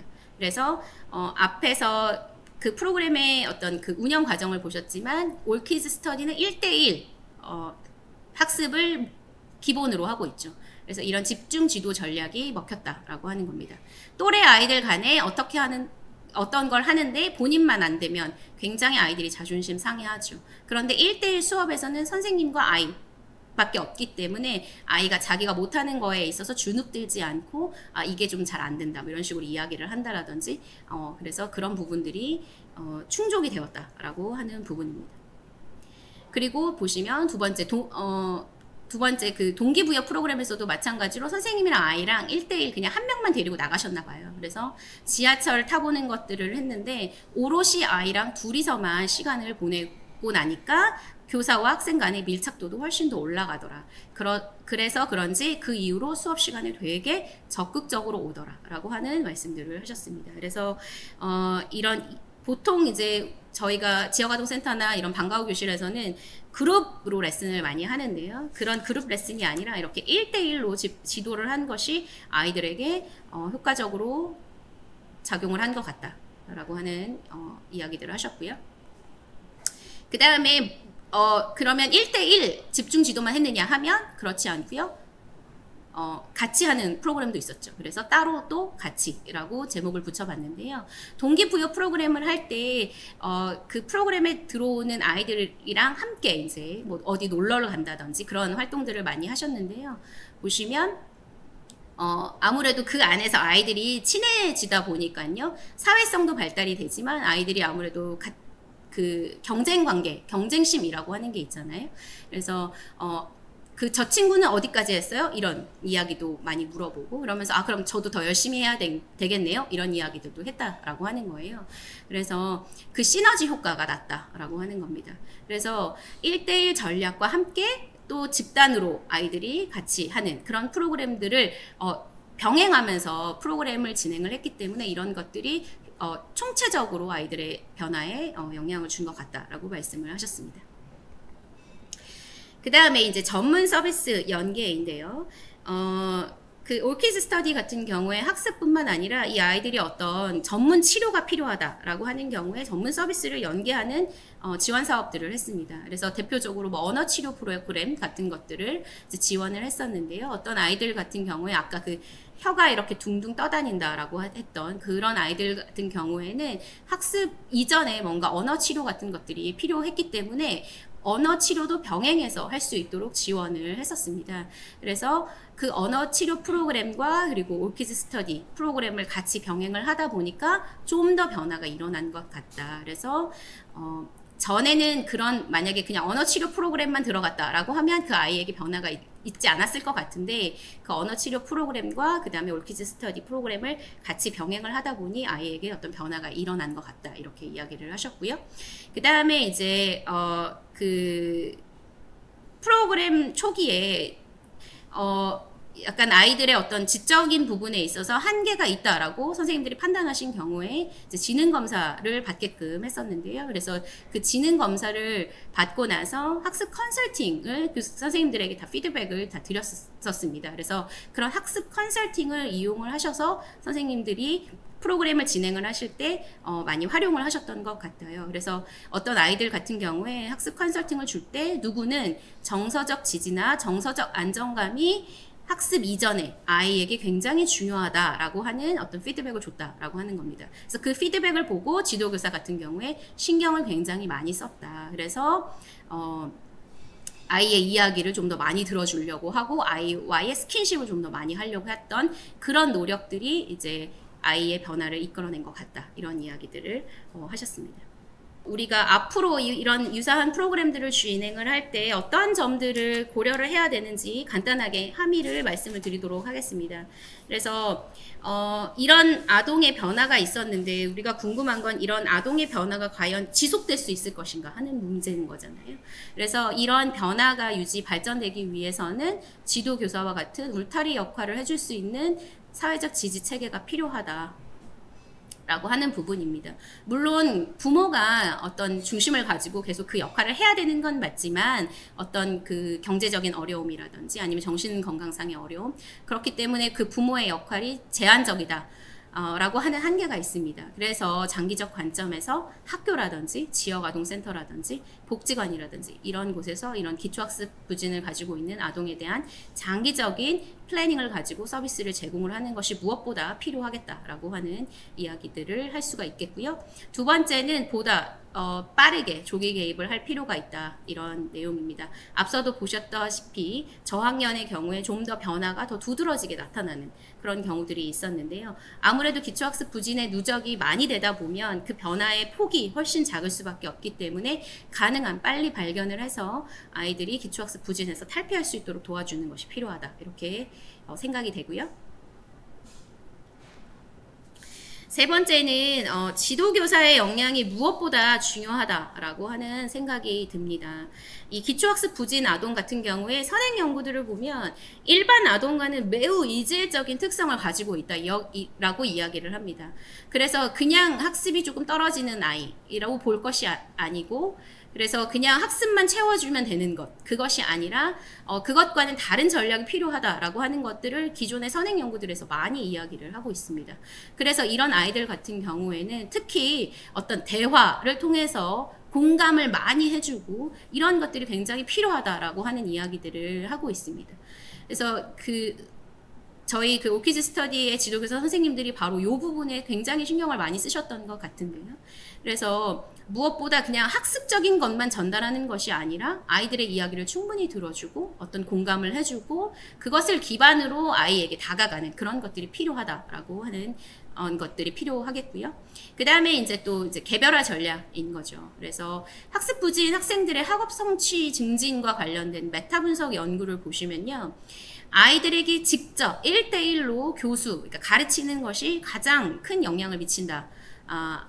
라고 이야기들을 하고 있고요. 그 다음에 개별화된 지도로 중재했을 때 학습 부진 학생의 학업 성취에 가장 큰 효과가 있다라고 하는 것들이 밝혀지고 있습니다. 그래서 앞으로 이런 기초학습 부진 아동들을 가르칠 때 있어서의 기본적인 전략은 1대1이 되어야겠다라고 하는 것들이 여기서 나왔다라고 보시면 되겠고요. 그 다음에 그것뿐만이 아니라 어떤 직업인으로서의 기본적인 책무성을 넘어서서 교사의 아동에 대한 그리고 프로그램에 대한 애정, 헌신 이런 것들이 굉장히 중요하다라고 하는 것도 염두를 꼭 하셔야 될 것 같습니다. 그래서 이런 교사의 애정과 헌신을 이끌어내기 위해서 지원단체에서는 어떻게 프로그램을 전체를 구성할 것인가 하는 것들을 가장 먼저 고려를 하셔야 되겠죠. 네, 그래서 앞에서 이제 1대1 개별 지도가 굉장히 기초학습 부진 아동의 학업 성취에 있어서 중요한 역할을 한다라고 말씀을 드렸는데요. 기본적으로는 1대1 개별 전략, 개별 지도가 필요하겠지만 그것뿐만 아니라 집단 동기부여 프로그램을 섞어서 운영을 하는 것이 도움이 되겠다라고 라는 생각이 듭니다. 그래서 뉴질랜드랑 호주, 영국, 미국 이런 등지에서는 보면요. 기초학습 부진 학생들을 대상으로 12에서 20주간 하루에 30분씩 1대1로 집중 지도를 해서 더 이상 아이가 더 떨어지지 않게끔 방지를 하고 있다라고 합니다. 그래서 이런 1대1 기본 개별 지도가 이제 기본이 되어야겠다라고 하는 거고요. 그 외에도 어떤 문화 체험이라든지 여가 활동 이런 것들을 같이 지원을 함으로써 아이들이 교사에 대해서 호감을 가지고 마음을 열고 참여할 수 있도록 할 필요가 있겠다라고 하는 겁니다. 그리고 이런 집단 프로그램을 활용을 하다 보면 아동들 간의 경쟁 심리도 이제 자극을 할 수 있기 때문에 학업 역량 강화에도 훨씬 더 효과적일 수 있겠다라고 하는 겁니다. 그래서 앞으로 이런 프로그램들을 운영을 하실 때는 1대1 개별 지도를 기본으로 해서 집단 동기부여 프로그램을 혼합하시면 훨씬 좋겠다라고 하는 생각이 듭니다. 네, 그리고 마지막으로 이제 학습과 동기부여 프로그램 외에도 뭔가 전문적인 치료 서비스가 필요하다라고 하는 경우에 그런 프로그램들을 연계를 해서 아이들이 통합적으로 변화할 수 있게끔 지원하는 것이 필요하다는 생각이 듭니다. 기초학습 부진 아동들이 단순히 학습 참여의 부족이라기보다는 인지, 심리, 사회 등 다양한 요인들이 이제 상호작용을 통해서 복합적으로 어떤 그런 문제들로 인해서 나타나는 경우들이 많기 때문에요.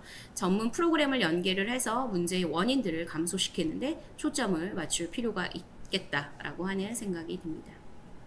네, 여기까지가 제가 말씀드린 부분이고요. 시간적인 어떤 어려움 때문에 사실은 단축해서 많이 말씀을 드렸는데, 지금 제가 말씀드린 부분은 여기 기초학습 지원 사업을 통한 아동의 다면적 변화 과정에 대한 탐색 연구라고 하는 논문에 자세한 내용을 실었습니다. 그래서 좀 더 구체적인 내용이 궁금하신 분들은 이 논문을 찾아서 한번 읽어보시면 많은 도움이 될 거라고 생각이 듭니다. 네, 감사합니다. 네, 우리 첫 번째 세션에서는 올키즈 스터디 기초학습 지도 사업에 대해서 주로 경험과 성과를 위주로 이야기를 했는데요. 저도 많이 배우는 시간이었고요. 그리고 제가 앞에 세 분의 발표를 들으면서 나답게 크는 아이 사업이 시작되게 된 게 함께 걷는 아이들 사업을 통해 가지고 이게 씨앗이 됐다, 이런 느낌을 받았습니다. 그래서 현재 10개 시도에서 기초학습 지원 사업이랑 사회정렬 향상 프로그램을 하고 있는데, 이런 것들의 작은 씨앗이 돼가지고 확장돼서 더 큰 의미가 있다, 이런 생각이 들었습니다.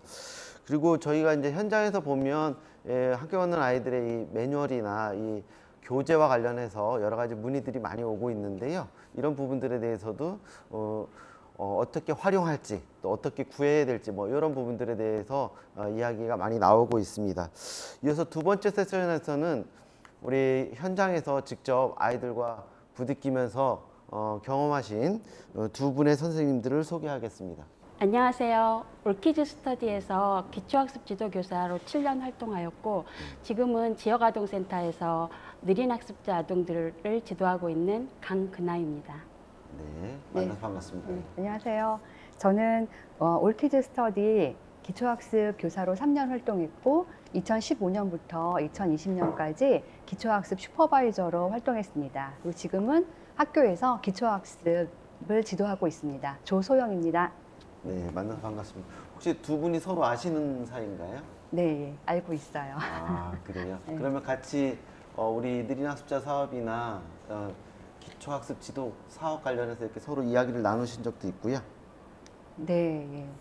같이 이야기 나누면서 같이 활동했어요. 그러면 먼저 우리 강근아 선생님한테 여쭤보겠는데요.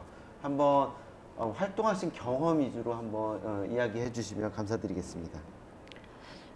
아이들 학습 지도를 하다가 올키즈 스터디를 만나 기초학습 지도를 하게 되었습니다. 교사 생활 시작하면서는 아이들 학습 지도 교사의 역할을만 생각했었는데, 개성 강한 친구들을 만나서 지도하다 보니까 아이들을 이해하고 지지하는 교사의 또 다른 역할의 중요성에 대하여 생각하게 되었습니다. 아이들과 함께 하면서 기초학습 지도 교사로서의 저의 고민은 더 깊어졌지만, 아이들의 성장을 지켜보면서 보람도 많이 느꼈습니다. 현장에서 이렇게 아이들이랑 같이 지낼 때 이게 내가 지금 활동하는 게 도움이 되고 있다, 이런 느낌을 가지신 적도 있나요? 이 일을 좋아하고 아이들과 함께 하면서 그 아이들이 변화하는 모습을 보면서 뿌듯함과 보람을 많이 느끼고 있습니다. 아, 그래요. 그리고 우리가 현장에서 아이들 만나는 것뿐만 아니라 무슨 연구 활동도 이렇게 같이 하셨다고 이렇게 얘기를 들었습니다. 그래서 그거에 관련돼서도 한번 소개를 해주시죠. 네, 매월 교사회의 때 다양한 교육을 받았고, 그 교육을 받으면서 교사의 역할에 대한 많은 고민을 하였고, 또 아이들을 이해하는 계기가 되었습니다. 연구 활동하는 것은 처음에 교사의 의무 사항이라서 의무로 참여하였는데, 그 횟수가 거듭될수록 저의 고민을 해결해가는 필수 과정이 되었습니다. 교사 교육과 연구 활동은 제가 기초학습 지도교사로 성장하는 밑거름이 되었다고 생각합니다. 그리고 현장에서 보면 이게 프로그램 진행하는 것뿐만 아니라 아이들과의 관계 맺음이 제일 중요하더라고요. 그래서 그거 관련돼서도 한번 관계 맺음이 어떻게 됐는지 소개해 주시죠. 수업 시간에 아이들의 이야기를 들어주고 공감해주고 격려하면서 하는 모든 활동들이 동기부여 활동이라고 할 수 있는데요. 1:1 수업이니까 아동의 상황이나 아동의 학습 과정에 맞춰서 노래 부르기, 뭐 게임하기, 아니면 퀴즈 대회, 아니면 다 만들기 활동들, 여러 활동들을 하였습니다. 5명의 아이들이 실내에서 아니면 실외에서 함께 활동하면서 서로를 배려하고 결속력을 다지는 그런 계기도 되었습니다. 센터 내에서 너무 매우 부산스러워서 외부 활동이 불가능할 것 같은 아동도 밖에 나가서 에스컬레이터를 타기 두려워하는 저학년 아동을 다독이고 격려하면서 손 잡고 이동하는 모습도 볼 수 있었고요. 또 자기 것을 나누는 것을 인색해하는 아이가 있었는데 그 아이에게 사탕으로 마음 전하기 연습을 하고 있었는데 그 외부 활동 후에 음식을 먹을 때 세트 메뉴에서 나오는 음료를 다른 친구에게 양보하는 모습도 볼 수 있었습니다. 동기부여 계획을 아이들과 의논하여 계획을 세우고 달력에 메모하고 동기부여 계획이 있다는 것 자체만으로도 아이들에게는 확실한 동기부여가 되었습니다.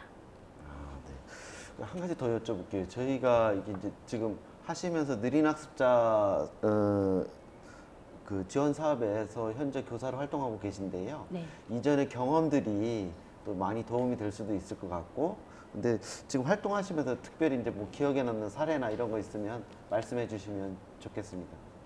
학습 정체 아동 컨설팅 프로그램에 참여했던 것이 기억에 남습니다.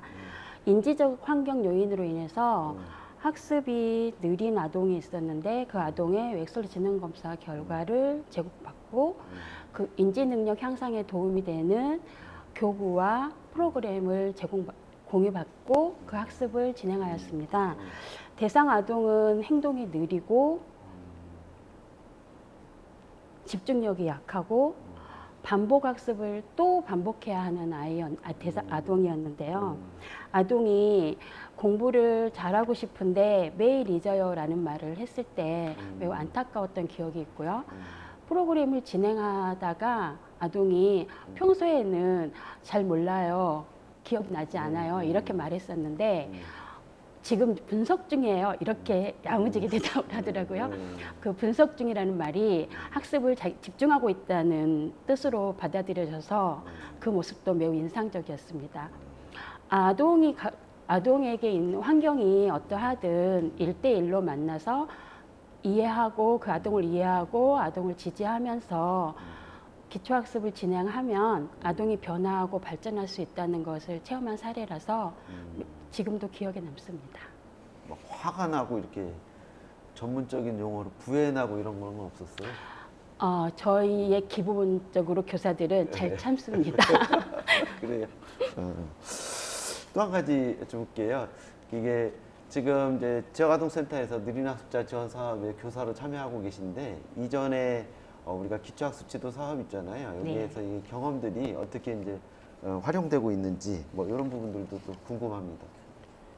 기초학습 지도 경험을 통해 지역아동센터와 대상 아동들에 대한 이해를 하고 있기에 프로그램을 적용하고 관계 맺게 하는 데 많은 도움이 되고 있습니다. 사용하는 주교재도 예전에 활용했던 교재라서 학습 진행하는 데 많이 도움이 되고 있고요. 최근에는 올키즈 스터디 동시대회를 준비했던 경험을 살려 아동들과 동시 쓰기를 준비하였고 그 작품들을 대회에 출품하기도 하였습니다. 수상도 했습니다. 제가 그 동시대 얘기는 많이 들었는데요. 이게 네. 또 굉장히 반응이 좋았다 이 얘기는 사전에 좀 들었습니다. 예. 감사합니다. 그다음에 우리 조소영 슈퍼바이저 선생님께 이제 같이 이야기를 나눌 텐데요. 구체적으로 어떤 활동을 했는지 요거에 대해서 궁금합니다. 네, 슈퍼바이저 역할을 수행하면서 여러 아이들과 기관 실무자, 지도교사들을 만났는데요. 그 아동들은 사전과 사후 진단평가를 할 때 기관을 방문해서 한 2번 정도 만나게 돼요. 그런데 사후평가 때 보는 아이들은 이제 수업이 시작되면서 보는 이제 사전평가 때하고는 사전평가 때보다 좀 더 열심히 집중해서 그리고 잘하려는 태도를 보이기 때문에 이 아이들이 10달 동안 학습 태도면으로도 많이 성장을 했구나라고 하는 걸 생각하게 됩니다. 그리고 이제 사전 평가를 끝으로 해서 한 11개월 동안의 개별화 교육 과정, 모니터링 결과를 바탕으로 아동의 최종 피드백을 이제 작성하게 됩니다.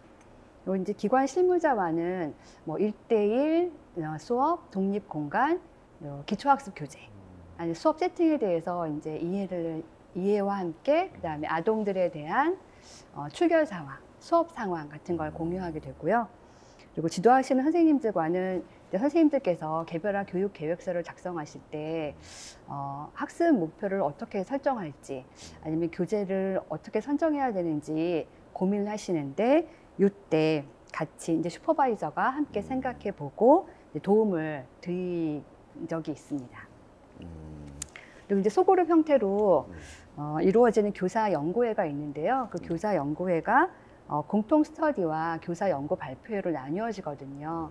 근데 공통 스터디는 모두에게 필요한 주제를 함께 공부하는 것으로 이제 슈퍼바이저가 발제를 하기 때문에 공통 스터디 준비와 교육에 신경을 좀 많이 썼습니다. 뭐 그 이외에도 뭐 신규 교사 교육, 그리고 저학년 진단지 작업, 그리고 이러한 이제 교사 교육 시 기초 학습에 대한 내용을 동료 교사들과 공유하는 일 등을 하였던 것 같습니다. 혹시 선생님도 그 교재 관련돼서 이렇게 문의가 많이 오고 그러나요?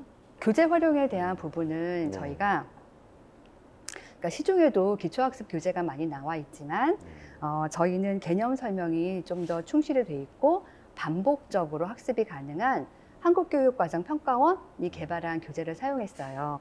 근데 이제 상반기에는 이제 모두 기초학습 중심의 이제 기초학습 중심으로 이제 수업이 진행되다 보니까 그런 주교재를 활용해서 수업을 하셨는데, 예를 들어서 이제 국어과 같은 경우는 아동이 자모음의 이름을 모르거나 자음과 모음을 구분하지 못하거나 그럴 때에는 꾹꾹 다지는 국어 1권부터 시작하게 해요.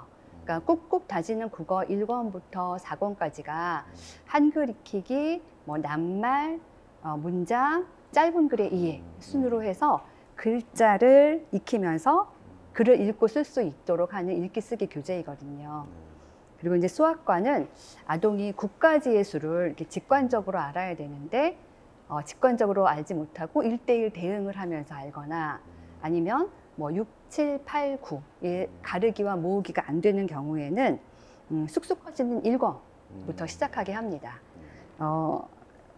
수학과 활용 맵에서도 볼 수 있듯이 쑥쑥 커지는 1권에서 4권까지는 1학년에서 2학년의 연산, 3학년 1학기 세 자릿수의 덧셈과 뺄셈까지 공부할 수 있는 교재거든요. 그리고 이제 저희가 사용한 이제 기초학습 교재는 꾹꾹 사이트에서 별도의 회원 가입 없이 사용하실 수 있고, 이제 교재 내용이 궁금하시면 검색창에다 교재명 입력하신 다음에 한번 확인하실 수 있고요. 교재는 뭐 제본이나 출력해서 사용 가능하십니다.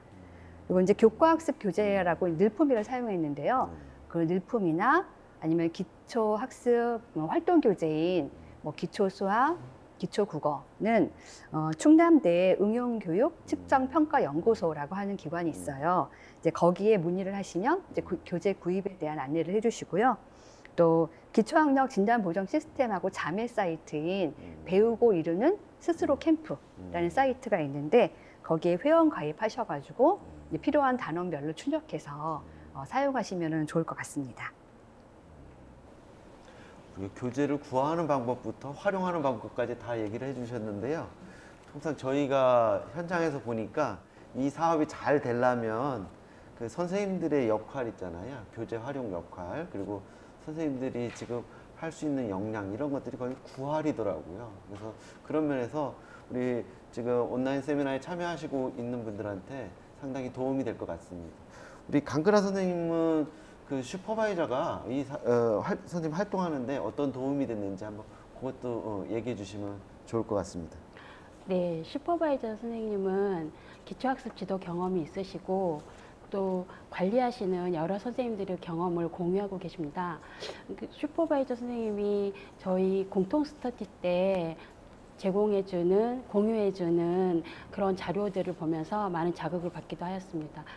개별화 교육 과정을 세울 때나 아니면 아동을 지도하다가 어려움이 있을 때 슈퍼바이저와 통화하면 문제 해결 방법들을 찾을 수 있었습니다. 그래서 저에게 슈퍼바이저는 모범 답안지 같은 존재였습니다. 네. 두 번째 발표에서 개별화 교육과정에 대해서 이제 우리가 발표를 들었는데요. 지금 교사와 슈퍼바이저 입장에서 어떤 도움이 되었는지 선생님들한테 한번 여쭤보고 싶습니다. 먼저 강근하 선생님부터 말씀해 주시면 감사드리겠습니다. 개별화 교육과정을 진행하면서 아동의 환경을 이해하고 아동에게 맞는 지도 방향을 잡을 수 있었습니다.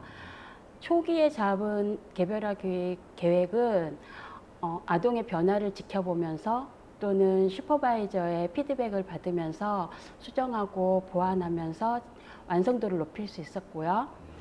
개별화 교육 과정을 통해 아동을 이해하고 아동의 발전과 변화를 꾀하는 계기가 되었다고 생각합니다.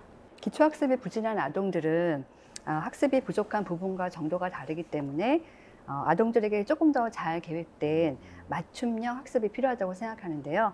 그 개별화 교육 과정이 각각의 아동에게 필요한 학습 목표를 세우고 그리고 이제 그 목표에 맞게 전략을 사용하면서 체계적으로 지속성 있게 진행되었기 때문에 아동이 교사와 정서적으로 교감하면서 학습적으로도 성장할 수 있는 데 도움이 된 것 같고요. 또 기관과도 이러한 아동의 성장에 대해서 서로 소통하고 또 수업 종결 후에도 아동을 어떻게 지도해야 되는지 피드백을 드리면서 아동 지도에 고민하시는 기관들에게 도움을 드린 것 같습니다. 그리고 여러 아동과 여러 선생님을 만나면서 교재 사용이나 학습 목표 설정 시 가이드가 필요한 부분은 가이드북을 작성해서 피드백을 드리면서 교사들 사이의 역량 차이를 줄이고 그리고 전체 아동들이 함께 성장할 수 있도록 하는데 도움이 된 것 같습니다. 그 두 분도 그러면 매뉴얼을 다 보신 거죠, 그죠? 네. 그러면 이 매뉴얼 관련해 가지고 이제 우리가 이 책을 활용하시는 분들이 있을 것 같아요. 그래서 이 책 활용하시는 분들한테 이런 말을 전하고 싶다. 뭐 이런 거 있으면 간단히 부탁드릴게요. 정리되어 있는 내용들을 보면서 함께 했던 선생님들 그리고 아이들 그리고 활동들이 많이 떠올랐습니다. 그리고 나름의 보람도 느낄 수 있었습니다. 1:1 기초학습 지도가 필요한 아동들을 대상으로 1:1 맞춤 지도를 하면서 아동들의 변화하고 그 아동들에게 얼마나 도움이 되었는지를 직접 체험한 교사 입장에서 말씀드리자면 보다 많은 아이들이 1:1 지도를 받을 수 있는 환경이 조성되고 또 그 환경이 계속 유지되었으면 좋겠다고 생각합니다. 또한 교사분들께서 보다 많은 관심을 기초학습 지도에 대한 관심을 가져주셨으면 하는 바람도 있습니다. 조정 선생님. 네, 저는 이 매뉴얼이 기초학습 사업에 대한 이해와 노하우가 잘 정리된 자료로 함께 걷는 아이들의 지원과 배려 그리고 선생님들의 열정 그리고 기관들의 관심이 하나가 돼서 한 명의 사회인으로 성장해야 하는 별 같은 우리 아이들의 성장을 보게 하고 또 한 번 더 기대하게 하는 자료라고 생각해요. 그리고 이 책을 활용하시는 이제 여러 분야의 선생님들이 계시겠지만 기초학습을 지도하는 이제 교사 입장에서 보면 매년 아동들을 만날 때마다 올해는 어떤 교재를 사용해야 되지? 이럴 때는 어떤 학습 방법으로 해결을 해야 되지? 라는 고민이 있거든요. 네, 그런 고민이 있기 때문에 기초학습 지도교재 활용 안내 부분이나 아동지도 연구 사례를 볼 수 있는 매뉴얼 2권이 도움이 될 것 같다고 생각합니다. 특히 2권에 들어있는 아동지도 연구 사례를 보면 자음과 모음, 받침의 소립값 지도하는 거, 그다음에 읽기 유창성은 또 어떻게 지도해야 되는지, 그다음에 10의 보수 익히기, 그다음에 곱셈 구구 익히기 활동, 그리고 시계보기 활동들이 들어있는데 이런 이제 선생님들이 기초학습을 지도하실 때 아동들이 이해하지 못하는 지점에서 자신의 수업의 내용을 고민할 때 이때 한번 보시면 도움이 되는 자료라고 생각합니다. 네, 오늘 올키즈 스터디 기초학습 지도 사업 관련해서 첫 번째는 경험과 성과를 위주로 이야기를 나눴고요. 두 번째는 경험과 노하우 이렇게 해서 이야기를 나눴는데요. 9년간의 그런 함께 걷는 아이들의 기초학습 지도 사업의 이런 경험이 이후에 아동복지 현장에서 잘 녹아들어가서 좀 더 발전되고 성장하는 이런 사업으로 다 진행이 되었으면 좋겠습니다. 오늘 세미나에서 우리 아이들이 보다 건강하고 밝게 자랄 수 있는 그런 취지뿐만 아니라 우리 앞에서 말씀드렸듯이 한 아이도 놓치지 않는 모든 아이를 위한 교육, 이런 본래의 목적을 담아가는 그런 세미나가 되었으면 좋겠습니다. 오늘 세미나에서 따로 궁금하신 점이나 문의사항은 이메일이나 유선으로 질문해 주시면 거기에 올키즈 스터디 기초학습 지원 온라인 세미나를 관련해서 성실히 답변 드리도록 하겠습니다. 네, 감사합니다.